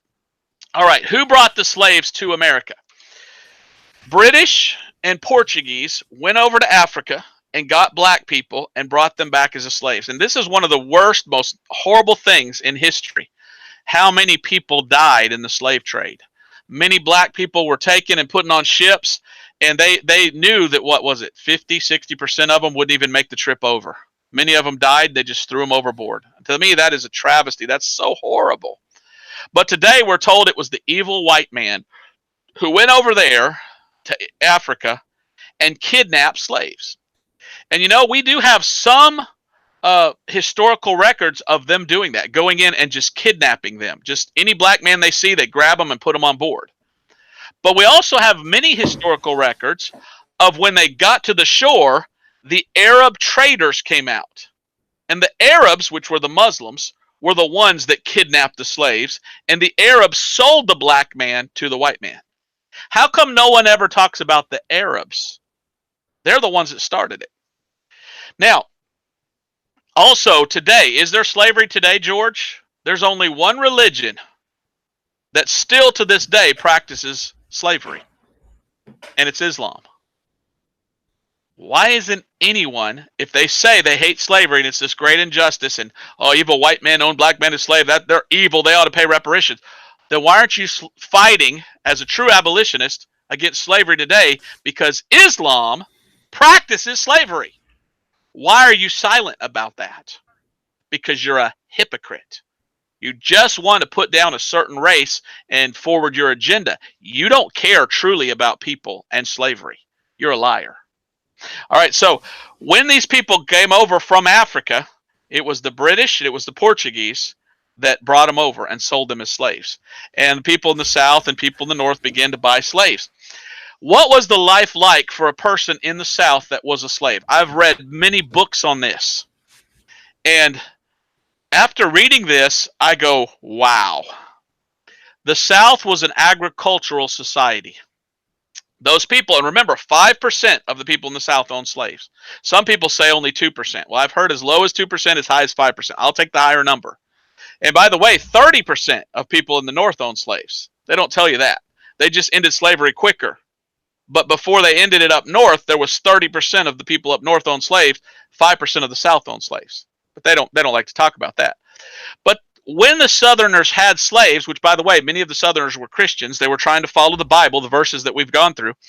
When the Southerners had slaves, it was an agricultural society. And I've read books after books after books of what life was like for a Southerner on a plantation who was a slave, and it was a black man. He worked 7 months out of the year, and he had 5 months off. Because you're picking cotton for 7 months, and then for 5 months, you can't grow anything. George, sign me up. Who would not want a job where you only work 7 months out of the year and you have 5 months of vacation? I'm like, dude, that would be awesome. Most people in America are slaves, whether they're white or black. They have to work 10 hours a day, 6 days a week, can't ever get ahead. I mean, we got it worse today than many people did back then. And let me step in for a second. Sure, go ahead. Okay, well, I mean, we're transitioning now. We're going from slavery into today's slavery, so it's not just an American thing. Talk about slaves that left. America got 190,000 slaves out of that deal when they were coming over from. You said the Portuguese. I was thinking Dutch. Dutch, there was Portuguese, 1 million, British.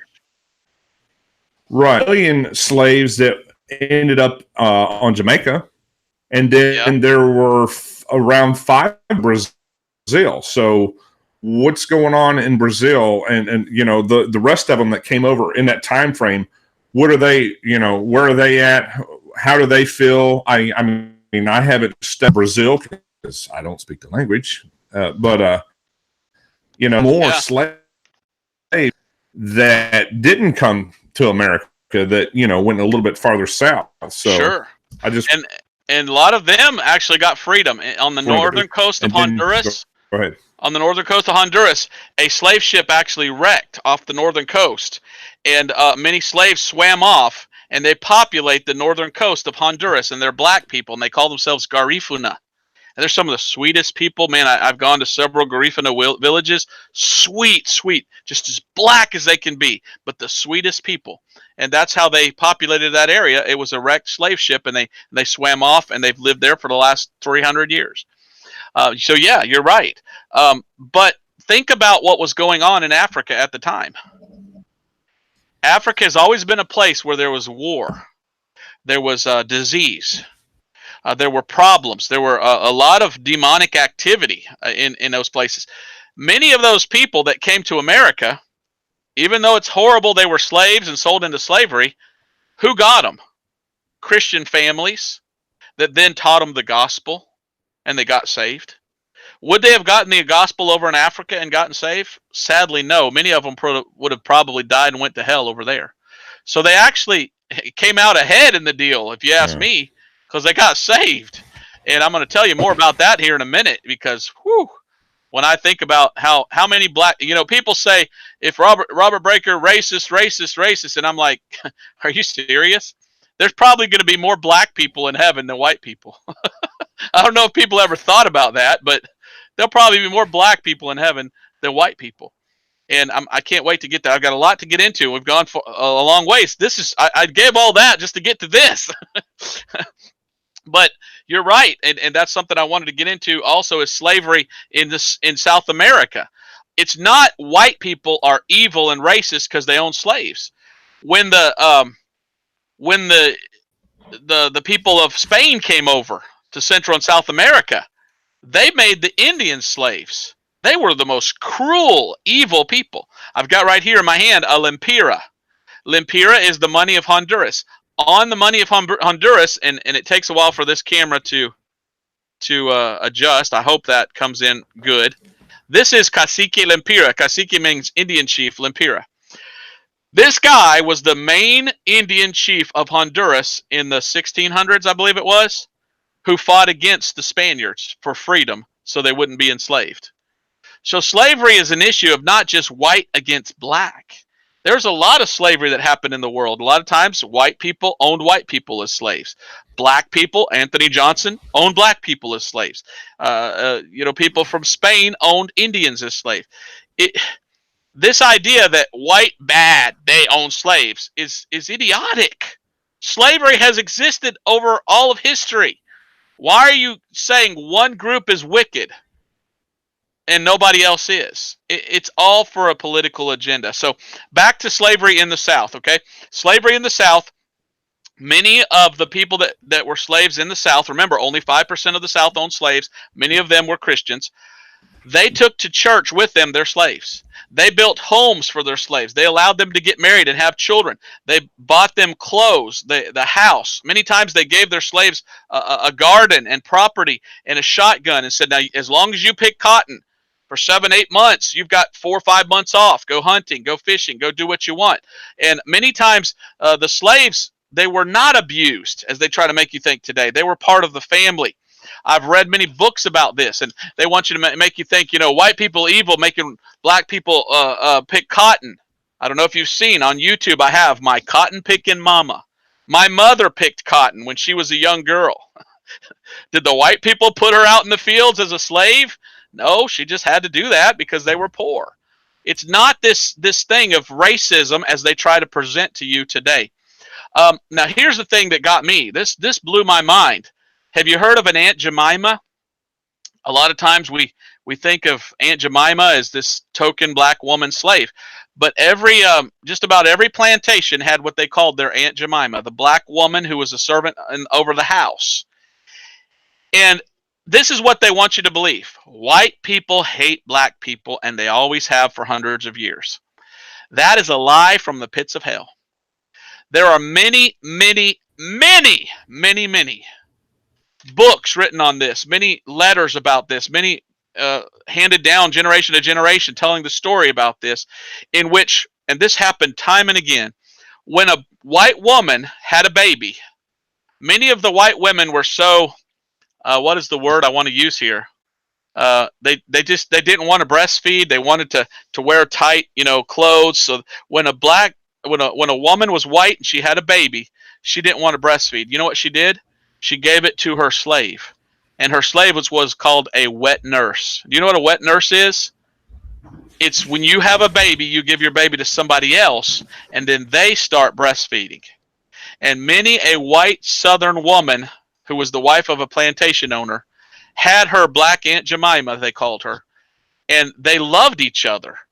And when the baby was born, the black woman said, "Man, I can't wait to nurse her." And she started nursing her immediately, and the white woman would let the black woman nurse her baby. Now, show me the racism there.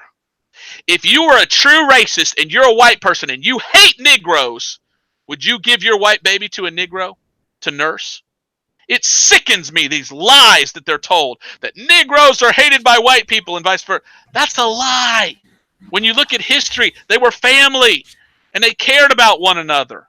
And it sickens me that we lose history and we're told we should hate people because of the color of their skin, when they were so closely knit together in society that they would give their baby to the wet nurse who would love that child for the rest of her life, and started out by breastfeeding that child. And that little white boy or white girl, whatever they were, for the rest of their life looked at her as like his second mother. And it would call her Aunt Jemima and say, "I love you, Auntie. I love you, Auntie." And I've read story after story after story of that. So there you go. It's not the way they portray it. Now, I have with me some things here that I wanted to present to you that I think are very sad. And it's like you said, George, that when they came from Africa, they were abused a lot, by the people that brought them over. But oftentimes when they were sold, the family that got them treated them like family. Yes, there might have been some abuse, but the majority of the people in the South were Christians. They would have treated them correctly. But I went to a garage sale one time, and I got what's called slave tags. And I wasn't meaning to buy these, but I went ahead and bought them just because they're a piece of history. And I thought I'd share this with you. It's very hard to get this to come in well, but I've got here in my hand a slave tag. I've got 3 of them that I got at a garage sale. Yeah, it's not going to adjust. I was afraid of that. This is one from Alexandria, Virginia. And it says A.J. Brooks, slave trading house. And when that slave was brought over to America, they would have put this around their neck. And this would have been the slave number 88. Look at the chains. There's a chain right here. So there was a lot of abuse bringing them over, and the men that were selling them, many of the men that sold black people as slaves were racist. They thought they're not people, they're evil, they're just animals. And I think that's horrible.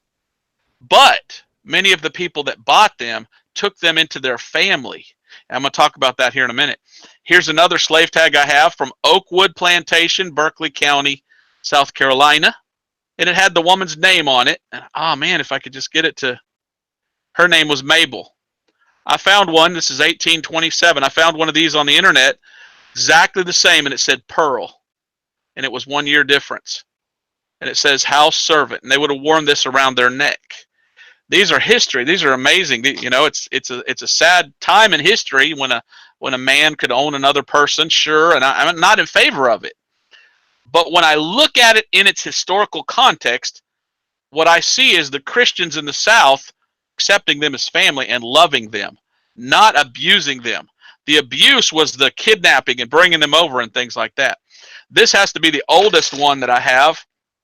This is Cape Coast Castle, Trading Post, and Slave Pens. This is awful. They called it a pen. A pen is where you keep animals. That's awful. And you turn it around and look at this, if it will come in. This thing is dated. Let me push it in and pull it out. 17. Is it 79? 17. No, 1719. This thing is dated 1719. And this is from Cape Coast. Cape Coast is in Africa. They would have put this on a slave in Africa, and he would have worn this all the way the boat over. So this is historical. This is something that is very emotional for a lot of people. And I honestly don't know what to do with these, George, because I bought them thinking, man, I'll sell these, but nobody seems to want these because they've been taught slavery is evil and white people are evil. So but to me, it's historical. I like historical things. I think this is interesting. But let me tell you about white people that owned slaves, that were Christians in the South. Many of them owned slaves and took care of their slaves and loved their slaves and cared about their slaves. After the Civil War, the late 1800s, the early 1900s, the federal government sent out reporters and to go out and to search out ex-slaves, people that were slaves. And they had them write down, they had the man ask them questions, and they wrote down their history. You can go today to the Library of Congress, and there's volume after volume after volume after volume of these testimonies of ex-slaves. People that were actually slaves that lived through the Civil War and then lived 20, 30, 40 years after as free people. Someone went through and read all of those testimonies, and they were shocked. They said 80% of the testimonies of ex-slaves praised their masters, saying that their masters took care of them, loved them, provided for them. Many of them said we were better off as slaves than we are today, and we wish we could go back to that system. Because when they were let go as slaves, they had nothing, nowhere to go. And they said what we had before was a master that cared about us, loved us, followed the Bible, the verses we read, and took care of us. But today, we're told, nope, white people owned slaves and were racist and hated them. Sure, there might have been some evil masters that hated them, but you study history, the South was mostly Christians. And as Christians, they loved them. And you have historical records. There are even black people that loved the South. They tell you that the Civil War was all about slavery. And I didn't want to get into the Civil War today, but it's not. It's not. And let me show you this. Have you heard of H.G. Edgerton? A lot of people say this flag, the Civil War flag, the Confederate flag, is all about racism. Well, you know what? There's a guy named H.K. Edgerton who's a black man in South Carolina. You know what he did? He studied history. And guess what he does? He goes all over the world, or all over America and all over South Carolina, trying to educate people about the South and the Southern heritage of the South, and how this flag is not a racist flag that means hate for black people. He is a black man. And he says, I love that flag because it represents Christianity. It represents people that cared about other people, that followed the Bible. Why would a black man carry that flag and say, I love that flag, if that flag represents racism? And he's a historian. He studied history. So what I'm trying to say with all this is that, you know what we need to do? We need to stop listening to what the commies try to tell us is the truth. And we need to go to the Bible, and we need to go to history, and we need to find out what it says, because when we do, we cannot allow ourselves to be racists. I'm not a racist, and I know you, George, aren't a racist. I don't look at black people and say, hate them. No, I look at them and go, man, I love them. There's no difference between them and me. So I don't see how people could think that and say that. And it's sad. Let's see, I'm trying to get back up. Go ahead, George. You got something to say while I'm trying to get back? You keep going out. Well, I can't seem to find my videos here. Let's see. I'm getting racist back to it. doesn't necessarily. It's not a black white thing. It might be I mean, if I'm racist, then that means I'm empowering my race as a white person over anybody. It doesn't have to be black, but that's hard for me considering my spouse.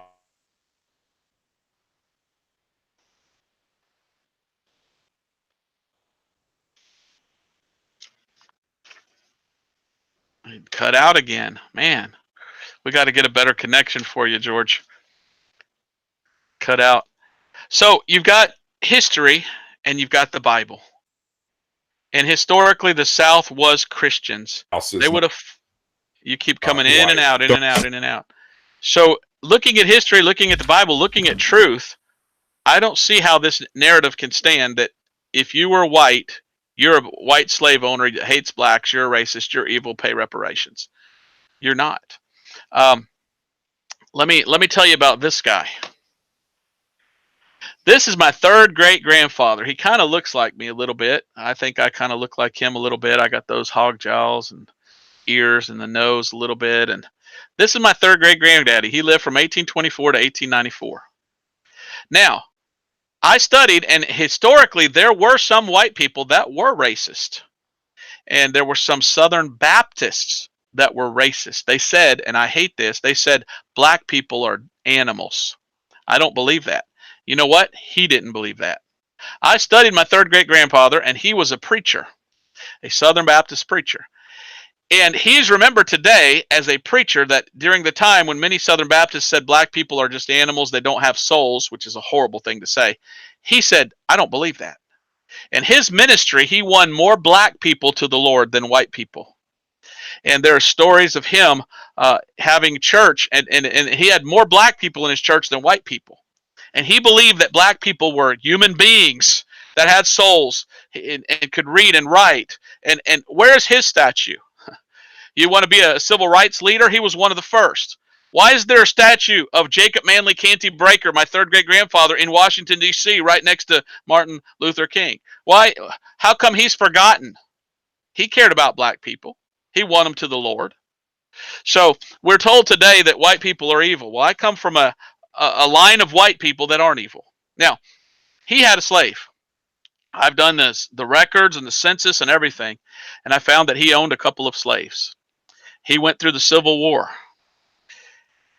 Toward the end of the Civil War, he went to Texas. Let me tell you this story. This is an interesting story. I don't know if I want to tell it, but at the same time, it tells you that this idea that all white people are evil is silly. He owned some slaves, and at the end of the Civil War, he said, all right, this is it. This is over. Our country's destroyed. I'm going to Texas. And he went to Texas. And when he left Texas, supposedly all the slaves were freed, by Lincoln. He left from Texas, and several of the black people that he owned as slaves went with him. Even though they were free, they went with him to Texas. Years ago, I went to Texas, and everywhere I go, I like to look into the phone book to see if there's any breakers, because the name Breaker isn't a very big name. There's some breakers up north, but I was in close to Houston or someplace, and I looked up and I found there was a breaker, and there was a breaker in the phone book. I said, oh, they might be family of me, and I was going to call them, and then I saw the name. It was something like Latasha or Datasha or Denisha or something, and I was like, I'm not too sure about that, but that might be a black lady. I said, I don't think I should call her on the phone.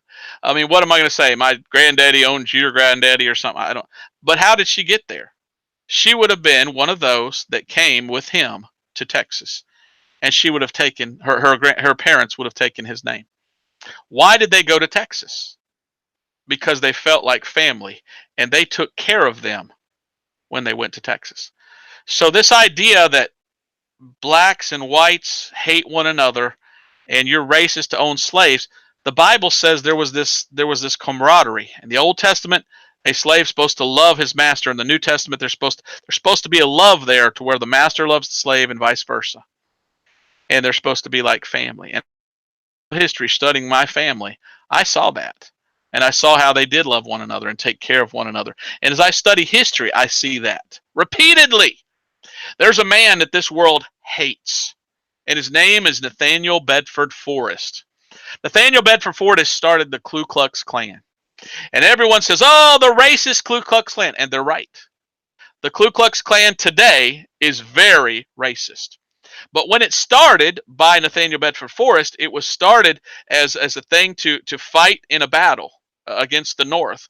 And as soon as the war was over, and I've read all the books, Nathaniel Bedford Forrest said, disband the Ku Klux Klan. He said, I don't want ever to have the Ku Klux Klan again. No more KKK.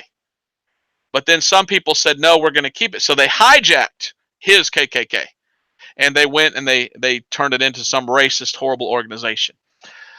But I read the biography of Nathaniel Bedford Forrest.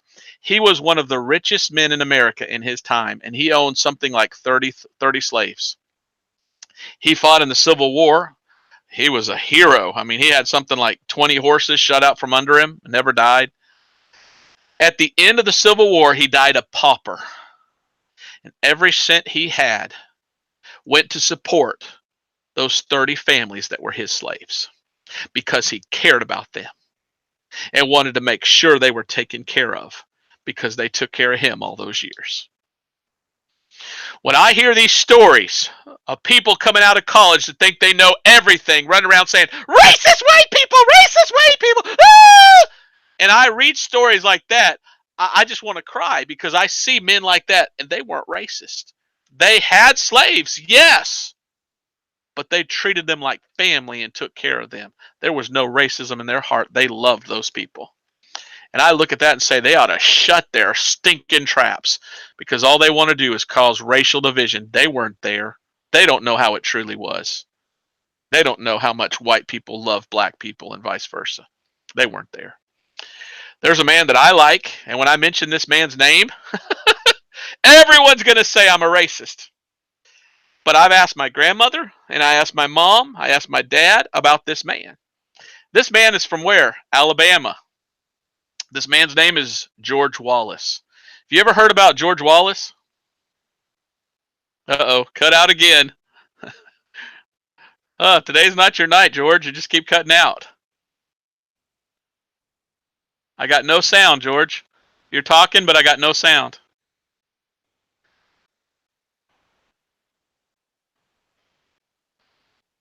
But let me tell you about this guy, George Wallace. Make sure you're on there, turned up. Yeah, you're halfway up. Can't get it to work. All right, so I went to a garage sale one time, and there was this packet of things, and it was a bunch of George Wallace, a little election things. It was a bunch of little medals that you'd wear, George Wallace for president, and it was a book, the autobiography of George Wallace. Now, if you are old enough to remember George Wallace, Donald Trump is the modern day George Wallace. George Wallace was a man in his day that was a Christian man who was a politician who was trying to stand on the Constitution. Now, today, people say George Wallace was a racist because the famous quote of George Wallace was segregation today, segregation tomorrow, segregation forever. And so George Wallace, he preached segregation. And people say, oh, if you preach segregation, you're a racist. Now, wait a minute. They don't know why. I asked my mom, I said, Mom, whenever George Wallace was running for president, were you behind him? And she goes, everybody was. Everybody in the South wanted George Wallace to be president. I said, why? The news media said he was a racist. She said, he wasn't a racist. I said, tell me, Mom. Because all over the news media, that racist George Wallace, that racist. She said, no, he was a constitutionalist. And the Constitution says the freedom of assembly. He didn't hate people. He just didn't want the government to force people to mix against their will. I said, oh, okay, I can understand that. So I get this book at a garage sale, and I read the life of George Wallace. And I almost cried. And I did not see this man as a racist that hate black people. Let me tell you a story of the life of George Wallace. George Wallace at one time was one of the greatest boxers of the South. And he was going one day as a young man to box in the championships. I guess it was the regional or the state championships as a championship boxer. And George Wallace, everyone said he was the favorite to win. And the day before George Wallace was walking through town, he saw 4 white men picking on a little black boy. And they were trying to beat up the little black boy. And George Wallace came over. He beat the ever-loving snot out of those 4 white boys and said, you leave this poor boy alone. and he broke his hand beating the crap. I'm sorry, the wrong word. Beating the snot out of 4 white boys. Now, does that sound like, because he said, you guys are so big you could kill him. He says, nobody's going to kill him. He said, I care about him. Does that sound like a racist to you? A man that would put at jeopardy his fighting to become the champion, and who would fight off 4 big white boys to protect the life of a little black guy? Doesn't sound like a racist to me. But you see, George Wallace didn't fit the agenda of the establishment. The thing they could throw against him was racist. And today they do the exact same thing. Right there, you can barely see, there's a book called Rules for Radicals. And the agenda of the modern day social justice, socialist, communist is to just go around and call everybody a racist. And throw at them anything you can until it sticks.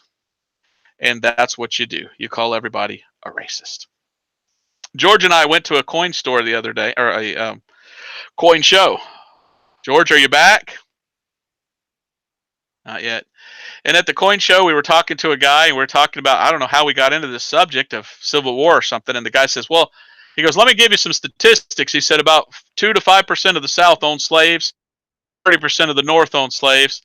He says, but one thing I can tell you, 100% of those that own slaves were Democrats. I don't know if you know this, but the Democratic Party was the party of slave owners. Testing. Hey, you're back. But today it's the Democrats running around saying how evil it is to own slaves when the Democratic Party was the party that owned slaves. Lincoln was a Republican. You figure that out. Go ahead, George. Now we're to the point of all the past. Now we're looking at the future slavery and how the New World Order is trying to bring in slavery today. So go ahead, George. That's what you wanted to talk about, and you're back just in time. Hope it doesn't cut out. Well, I don't know where I missed so much with this the connection, but yeah, I wanted to talk a little bit. Well, let's just go back a little bit when the slaves were freed. Okay, when the slaves were freed, a lot of them went back to Africa and enslaved the native African people again. Oh wow, that's awful. But there's no talk about that. Like you said, it's a black or a white thing. It's a narrative. It's just what somebody's going to use against people to get them to go along. But nobody's brought that up. I've heard nothing about that. Nope. And many times in the Civil War, the North came in and told all the slaves you're free, and all the slaves followed the troops of Sherman.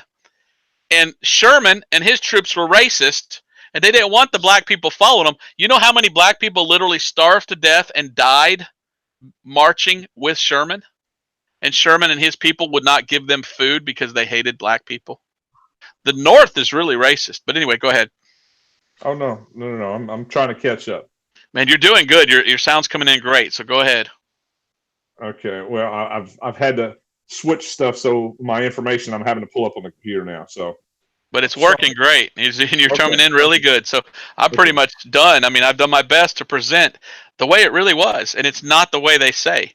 There was a lot of love between slaves and slave owners, and a lot of love of white people for black people, and So go ahead. I want to hear. Okay. So you're bringing us into today, and I seen it earlier in the chat. People were talking about it, and I know it was stopped or whatnot. But slavery today. There's more slaves out there today, and the estimation is around. And I don't know how they can really get a good number on it, but it's somewhere around 20 million, upwards of 70 million people are in slavery, and today. Piggyback on something, today. Now to piggyback around the world, exactly. Piggyback on something you mentioned earlier about Islam. Now let's think about this: the Indians in the country India. What are they? Buddhist? Is that their religion? Is Buddhism, right? Hinduism, I think it's Hindu. Yeah. Okay. Yeah. Well, and the Hindu in India, there's a lot of prearranged marriages. So my daughter's going to marry your son. They don't have a choice in it. That is slavery. Oh, sure. And then somebody mentioned about earlier in the chat was, let's talk about this border for a second. Nobody wants to, that's the big thing in the topic, but people are coming through that border, and those are slaves. A lot of them are slaves. Not all of them. Don't misquote what I'm saying. But statistics have, or the word has been thrown around in the media that 2 out of 3 women have been sexually abused or raped on their That's march up to here. sex slavery. Yep. Slavery and That's bad. And Islam practices that to this day, and no one says a word about it. It's so sad. And they were the same people selling the black people as slaves to America. And yet, for some reason, no one can say a thing about the Islamists. Isn't that interesting? Go ahead. No, so and this not slave trade. We don't use that terminology now. But what's going on right now? I'm seeing on social media people are being kidnapped left and right, missing boy, missing girl, usually younger in their teens.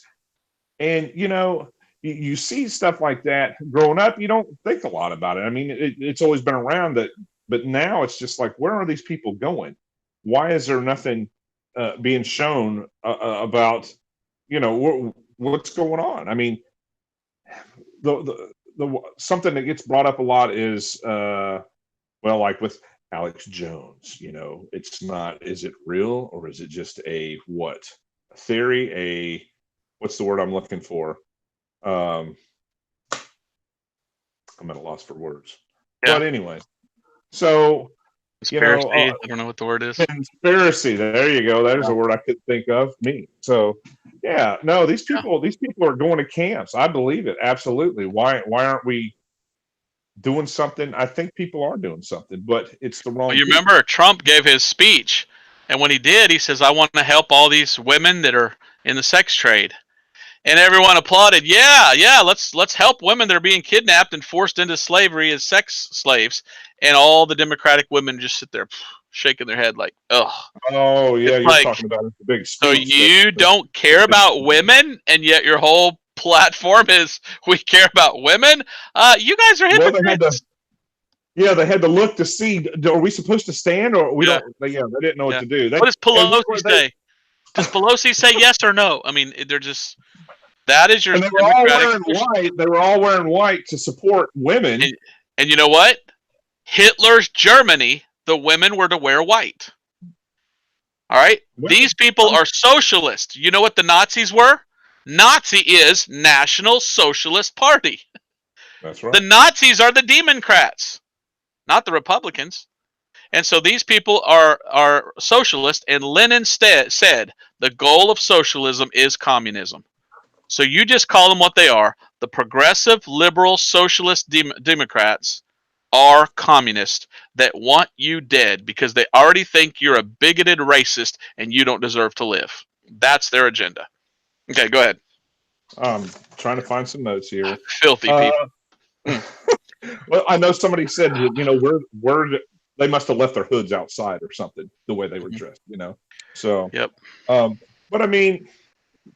But man, this is that thing. I mean, the word can go. It's just, they're trying to delete what's actually taking place, and they're trying to, put a new meaning to it. They're trying to delete history. You mentioned that earlier, just like with the Confederate battle flag. Let's take down those statues. That means slavery. But no, that doesn't mean slavery. Heck, that was not even the original battle flag. That was like the second or third battle flag they flown, right, during the war.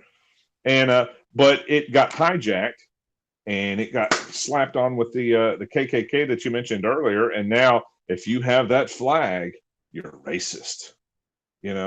So there's another video. You did the MAGA hat challenge. We should do the Confederate battle flag challenge. To see if that makes us a racist. So yeah. Okay. Go ahead. Oh no, go ahead. I'm listening. Oh no, I'm getting on a tangent here, man. I'll go in different directions, but I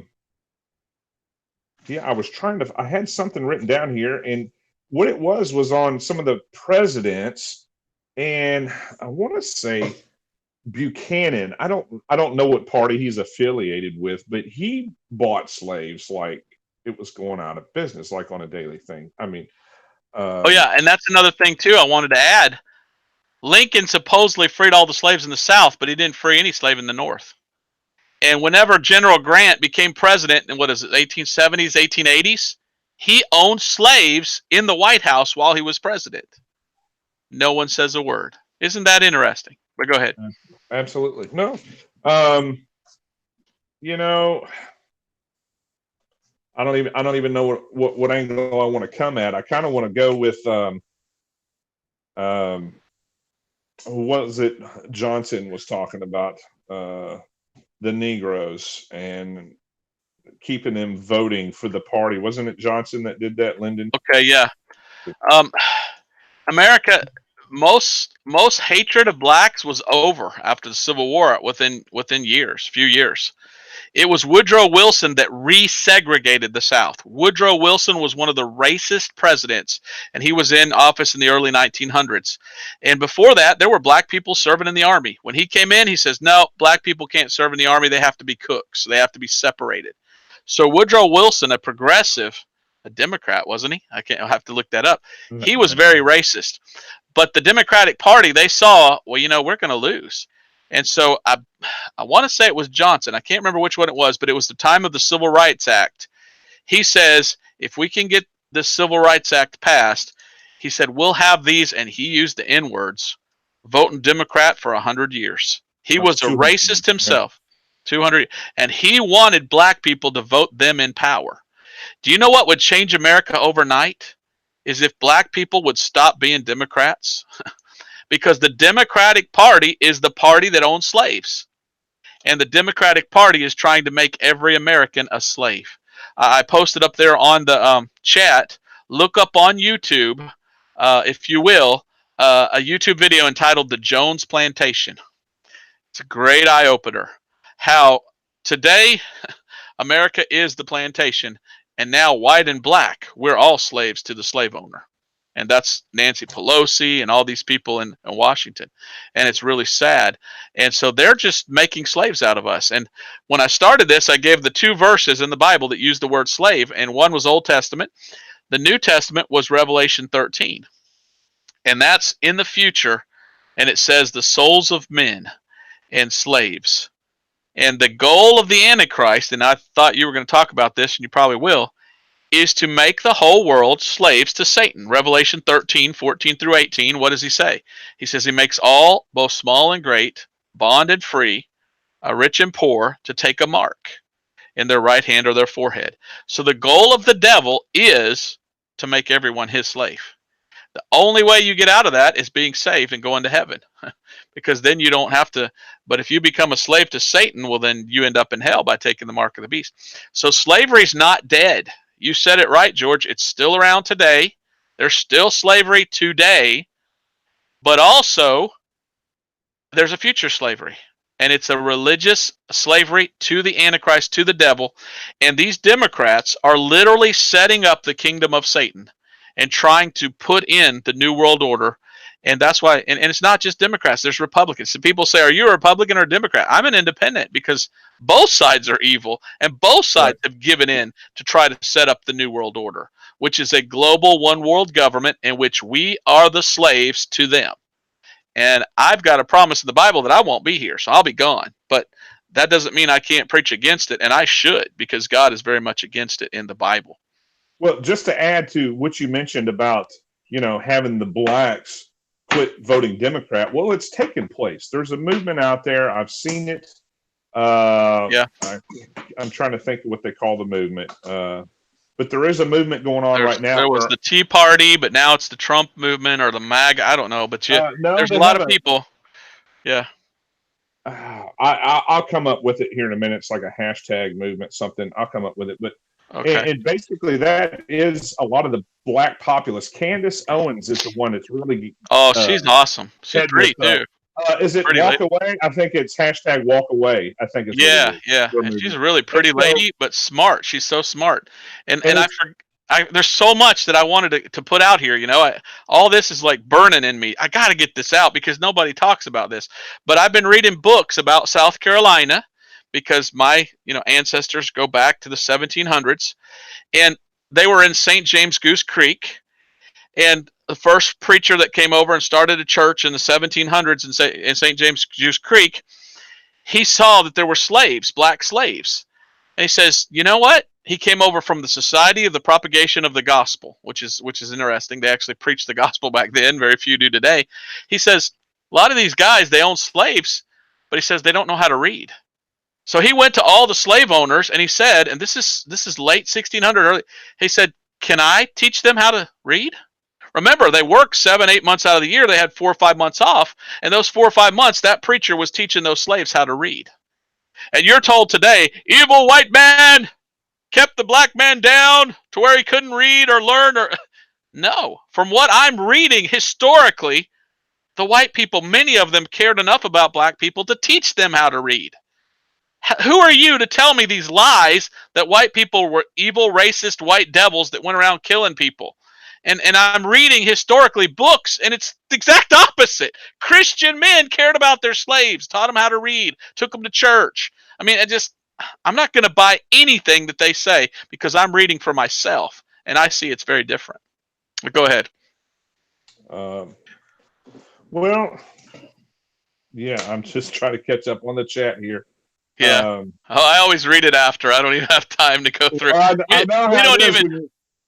When you get excited about something, you just gotta blast it out. So while you're blasting, I'm like, okay, where was I at? I had something. Right. Look, we don't even have time for questions. No questions today because we've already gone 2 hours. But I wanted you to get into what you said you wanted to talk about was the whole the New World Order thing and how the whole agenda of saying white people racist is because what? Is it 13 or 16% of America is black people? So the majority of America is white people. And in order for the Democrats to take over, they've got to make the white people feel like they're defeated. And so they're looking at this as racial politics. And they want to divide the races, and they want to open the borders and get more people in, and then everybody attack the white man and just demonize white people. And you look at that and you go, why? What have we done that's wrong? I mean, I never owned slaves. My ancestors that did, when I looked them up, I found out they were good, godly Christian men that got them saved, that taught them how to read. And when the slaves were freed, the slaves said, can we go with you? Because we care about you and you care about us.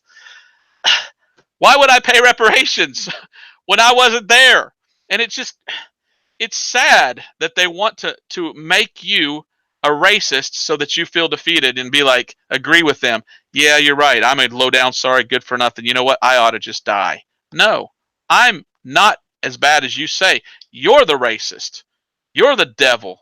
You're the demon that's trying to put me down. And their agenda is get rid of Christianity.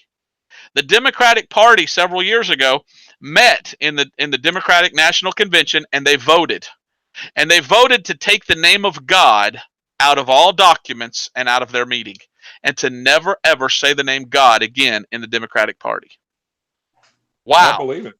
A couple of months ago, I heard the Democratic Party said, we want to take the name of God out of all of our vows, and our oaths. When you become a Democrat, you're supposed to put your hand on the Bible and swear to God to uphold the Constitution. They said, no, we don't want to swear to God anymore. Okay, who are you going to swear to? Satan? The Democratic Party is full of Satanists. And you look at communism, most communists are Satanists. I can't remember who the main communist was, but many of these communists that killed people, they would literally bathe in bathtubs of the blood of those that they killed. Was it Lenin or Stalin?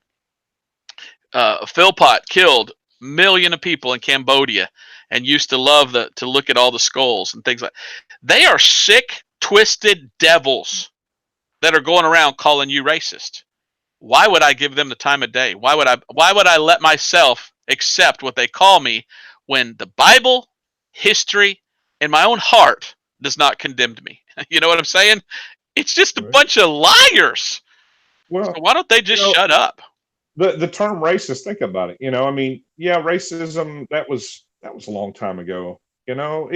When we grew up, growing up in the 70s and the 80s, you don't think of racism.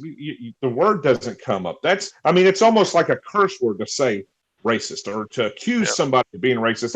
You don't do that. You just, but today, when did it come up? It came up not too long before the presidential race. Oh, let's get people to turn on Yep. one another. How are we going to do it? Let's set some things up. Yep. And Let's get Obama Ferguson. elected by making Oh, white people feel guilty. Guess let's who Obama was? A communist. And he's destroyed our country in many ways. But anyway, yeah. So why did we do this, George? We just want people to see the truth. And the closer we get to the coming of the Lord, the less you're allowed to say the truth. They're shutting down people's channels. They're kicking people off of YouTube because they're saying the opposite of what they want said. So I figure, well, I don't know how much time we have left to tell the truth. But while we yeah, do, I want the truth to be known. You're not a racist. You're married to a woman from Central America. You married someone of another race, if you will. I was imagine telling that. Laura the other day, I told Laura, I go, why are all my friends interracially married? I don't have too many friends that aren't married to somebody that's white. They're white friends, and some of my friends aren't white. They're Hispanic or black. But why do I have so many friends? I have a friend that's white that's married to a Chinese girl. I have a guy that's a friend of mine. He's married to a Filipino. It's like, yeah, I'm a real big racist, aren't I? When all my friends are interracially married. To me, it doesn't matter. Who cares what color their skin is? What is their heart? And that's important. So You said it. now, You for said it. for Follow your me, heart, man. I knew who I was, where I came from, and I decided who I wanted to marry, and I prayed, and God sent me a wonderful woman. I would rather had the blonde hair, blue eyed girl. I'll be honest, but God gave me a nice, beautiful redhead with green eyes, and I love her to death. And I love my kids, but I don't say now we are the chosen race. Look how beautiful we are, or anything. It's just, I think it's disgusting to split people over racial identity and racial politics.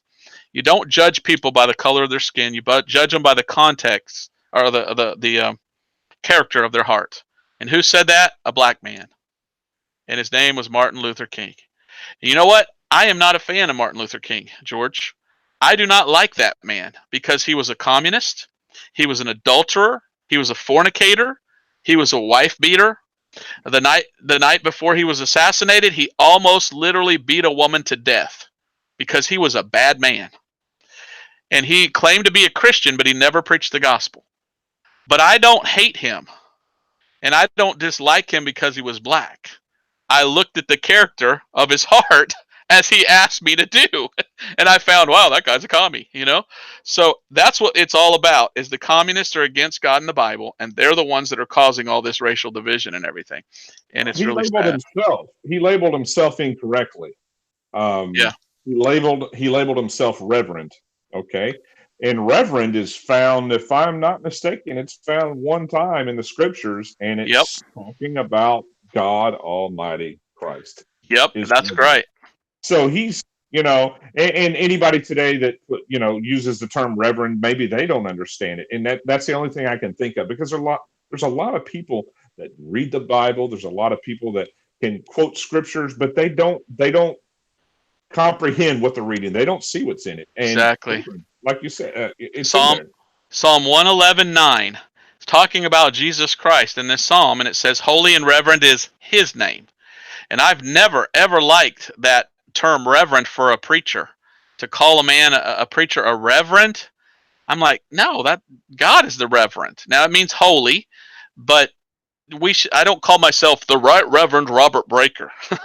I don't. No, I'm preacher Robert Breaker, or brother Robert Breaker, missionary evangelist. I don't say I'm a Reverend Robert Breaker, and so that's not a term that I would ever use. Although this guy, he went by Reverend. Reverend. In that day, they called all the preachers reverend. They just didn't know. But to me, he's a hero because he didn't hate black people, and he preached the gospel, and he owned slaves because the government said he could. It was the law. But he did it biblically. He cared so much about him, and it proves that when the Civil War was over and he left for Texas, they went with him. If they hated their master, why would they go with him? He looked at them as family, they looked at him as family, and he took them to Texas with him. And I look at that and I go, wow. Now, sure as the world, someone will say, oh, Breaker ought to pay reparations because his family owned slaves. Whatever. I've never owned a slave, so why don't you go jump off a pier or something? Suck an egg as big as a watermelon Quit telling me what I have to do. I have a Bible that tells me what to do, not you. And then they say, no, you listen to us. We're the social justice warriors. We're the morally superior. We are the ones that go around and point out all the wrongs in society. Okay, what do you say we should do? Kill babies. And you want to tell me you're morally superior and you believe in killing babies after they've been born? You sicko! You disgusting piece of trash! What are you? You're a communist. And what is your agenda? Every communist, they can't wait to bathe in the blood of Christians. They're just waiting for the day when the revolution starts and they can go kill Christians. That's their heart. They have murder and death in their heart. You know what? I don't want to kill anybody. Do you want to go around and kill anybody, George, based upon the color of their skin? No, That appalls me. The thought of that is, hey, there's a black guy lives over here. George, let's go beat him up. No, I would never think that. But they do. And they've been indoctrinated in colleges. And I've heard them say it. I can't wait till the revolution starts because we're going to kill you white devils. And I'm like, okay, I will never let them take our guns, which Nancy Pelosi wants to do, because I got to defend myself from the followers of Nancy Pelosi that want to kill me because they think I'm a white devil. So hopefully today, you found out that I'm not a white devil. I've never owned slaves and I don't want to. And the history of the world proves that the most people that were slaves more than anything were white people. And we need to just let the past be the past and move on. Amen? Well, amen. You know, somebody once said, and I'm not going to quote who it is, you know, how to get rid of slavery is to stop talking about it. That's what he said. Exactly. Morgan Freeman mentioned that. Don't yeah. quote me on that, but I was never taught to hate people because of the color of their skin. And when I grew up, there weren't that many black people around. But I think in our school of a couple hundred people, there was 3 or 4. I didn't look down on them or make fun of them or hate them or anything like that. I was kind of jealous of them because they were way better at sports than I was. If anything, I envied them. You don't see a lot of black people where we live. I mean, out in the country, that's just not in right. this part of the country. That's just, you just don't see it. Maybe Mississippi, I'm sure you do, but around here, no. You go around the cities, that's where it is. And there's a lot of good, wonderful black people. Now, I've been to several churches. I've got some friends that are black, and I didn't know if I'd tell this story or not, but I might as well because it's funny. It's funny because we can joke about it. When you're friends with a black person and neither one of you is a racist, you can joke about things. So I went to a church in Georgia one time with a black pastor. He's one of the smartest men I ever met. He had a bunch of tapes of his preaching, and I just couldn't get enough of those tapes. He had such good Bible teaching and preaching. And he invited me to his church to preach, and I was single at the time. And I go to his church. It's an all-black church, and there was one white guy that sat in the back. And I come in, I say, hey, Pastor, and hey, brother, I'm glad to be here. Thanks for inviting me to come preach. He says, Brother Breaker, he says, there's just one rule here. You're a white man. He says, there's one rule. I said, okay, brother, what's the rule? He says, you don't steal any of our women. When he said that, I started laughing. I go, brother, I'm not here to steal your. And it was a joke, but and I don't think he's racist. He didn't think it was funny, and used to be you could laugh. You could tell a black joke and laugh, and they'd tell a white joke and laugh. And now, you're racist. Whatever. Yeah, you don't want to offend anybody. And one time, all right, I'm just going to say this, and people can do what they want with it, but I've had people that were black people that were friends, and I'd say, what do you think of white people? Just tell me. I mean, you're not going to offend me. And they go, well, white people smell like cheese. They told me, they said, we like you, but you smell like cheese. I said, really? A Lindbergher, that'd be bad. How about mozzarella? I mean, what kind of cheese do we smell like? And I told them, I said, well, can I tell you something? And they're like, what? I go, sometimes you smell like coconut to me. And they laughed and I laughed. And we because we're different. And you can point out the differences. And you can say, hey, I'm not the same as you. But we don't hate based upon differences. And so I don't hate them. They don't hate me. But, aren't the ones that going around saying that you're supposed to be tolerant, aren't they the ones to say to embrace differences? and yet they're the ones that are calling everybody racist. So whatever. It doesn't bother me, I mean, except that it's all over the place. so this rabbit hole is getting deep. I mean, bringing Yeah, out yeah. racism and We need to everything dig else. I mean, ourselves. the topic of slavery, Yeah. we've talked about post and modern day slavery, and it's out there and it's awful. And what can we do? You know, What we can do is what we've done. We can talk about what we think and about what we feel. And we can give historical documented evidence, and we can go to the Bible.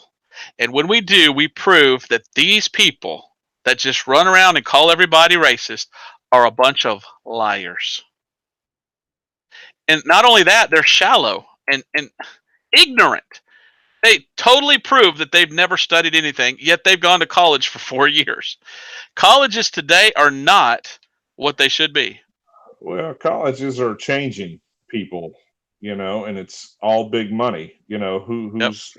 who's the big donors? What do they want to teach? And you know, I And I it's don't it's know. not it's not a higher place of higher learning. It is an indoctrination center. And that's what communism is. They put people in indoctrination centers and make them think a certain way to change society. That's where the term political correctness comes from. It was invented by communists that say you can't talk about this. And so I figure they're going to say you can't talk about this. So guess what we're going to do? We're going to talk about this.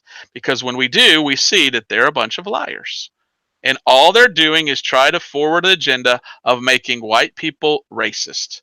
And by doing that, they themselves are the racist. I don't know if you've ever come across people like this, George, but I have, and I see them all the time on the street. I see them on the internet. I see them, and they just scream, "You white devil! I hate you, white devil! You white!" And it's like, if I was out in the street corner yelling, "You nig," and I use the N word, they would say you're racist, but yet they do the opposite toward white people, and then they say, no, no, black people can't be racist. You can't have it both ways. You just want to be right and claim that you have the moral majority by lying. And so it's really sad. So all I want to do is show people the truth, show them history, show them the Bible, show them my personal family. I mean, I really went on a limb to tell people, my personal family hundreds of years ago owned slaves. But when I Absolutely. studied at first, I was like, but when I studied it, I was like, they they did. It wasn't that they owned the slaves; it's that each one of them found themselves in this place in life that they could help each other, and they became family, even though they had two different colors of skin, and they loved one another. And the proof of that is, as soon as they were freed, they stayed together as a Well, family. all I can say is if people can stick around long enough, they'll see what slavery is. Oh yeah, Slavery will be back. I mean, not that it's it's not out already there, back. but it's going to be a more common thing. And just wait. Like Yeah. Valerie mentioned, NWO is bringing it back. It's Well, coming back in many and we forms. mentioned we mentioned slavery, and oftentimes when people think about or racism, they think that the only racism that exists is whites hating blacks. But there's more to it than that, and oftentimes there's racism toward Jews. And I noticed some people in the comments, they want to talk about, oh, the evil Jews, the evil Jews. Look, there are good Jews and there are bad Jews. Okay, The the Bible Middle talks about, Eastern Jew that I love. Go ahead. yeah, the Bible talks about that those that claim to be Jews and they're not. So I'm not going to get into this debate of Zionist and hate the Jew and hate.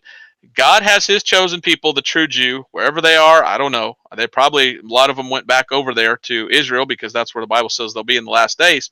But I'm not going to hate the Jew. Okay, so all these people that are bringing up hate the Jew, it's all the Jews' fault. The Jews is that. Usually that's the Rothschild and those kind of Jews, which aren't even true Jews. So you can't hate Jews and you can't hate people. Just don't hate. If you're going to hate somebody, hate the devil and hate sin and hate injustice, true injustice. And that's what we should hate. We just shouldn't hate people because people are souls. And that's what this whole thing boils down to. And this is a good place to stop. When you look at someone, what do you see? When I see someone, I see a soul that's going to go to heaven or hell. I don't look at someone and say, "Oh, they're black, they're dogs, they're devils, they deserve hell because of the color of their skin." That would be ridiculous. I'm a preacher, and the Bible says I'm supposed to tell people how to get saved. So when I see someone, I mean, they could be blue like a Smurf. They still need to get saved. And I look at them like, okay, I want to see you get saved. So how do you get saved? The gospel. 1 Corinthians 15, 1 through 4 is all about what Jesus did. And you know what? When Jesus was on the cross dying for the sins of the world, do you think he said, I'm doing this for everybody unless they're black or unless they're this? And not for the Jew. No, it was for every person that has ever lived in this and ever will live. Jesus shed his blood. And we all bleed the same color. So this idea that whites are devils, I don't understand, except that someone has been indoctrinated to believe a lie. Yes, there have been people that were white that are evil, just as there have been blacks that are evil, just as there has been Asians that are evil, just as there have been Jews that were. Everyone is a sinner. Okay? No one is more sinful than other because of the color of their skin. All have sinned and come short of the glory of God. So all have to be saved. And what should we do? Preach the gospel. Preach Romans 3:25, whom God set forth to be a propitiation through faith in his blood. It's the blood of Christ that saves us. It's not the color of your skin. And you must come to Christ to be saved. So I'm going to close with that. Do you have any closing words? We've gone pretty long tonight. No, I'm ready. Hang loose, but both George and I are surfers, so he's like, "Yeah, hang loose, bro." That's right. And so I think it was good. I hope it was a blessing. I can't wait to go back and read what I've been glancing at. I don't see anybody that's like, "Oh, Breaker's a racist." It's more like, "Yeah, why are people lying to us and telling us that we're something we're not?" It's all their agenda, and it's driven by Lucifer. It's driven by Satan. They are Satanists, and they want to demonize Christians. They want to demonize us because that makes them feel good about what they're doing. But deep down in their heart, they know they're lying. They really do. They really know deep down in their heart they're liars, these social justice warriors. And a lot of them are mentally insane. I hate to say it. They've been mentally brainwashed into believing something that's not true. So we have to have compassion. We need to care about them. We need to give them the truth slowly and in a way in which we're not emotional and screaming at them. And so we have to be careful and try to give people the truth. So I pray that people will watch this video, understand, believe, and I encourage further study. I encourage them to study and read books. There's a lot of information out there that you can find. So there you go. Thanks for watching. God bless. And we didn't take any questions today because this just went really long. But a lot of information out there. Hope you find some. God bless you. George, you want to say bye? Amen. All right. Bye-bye.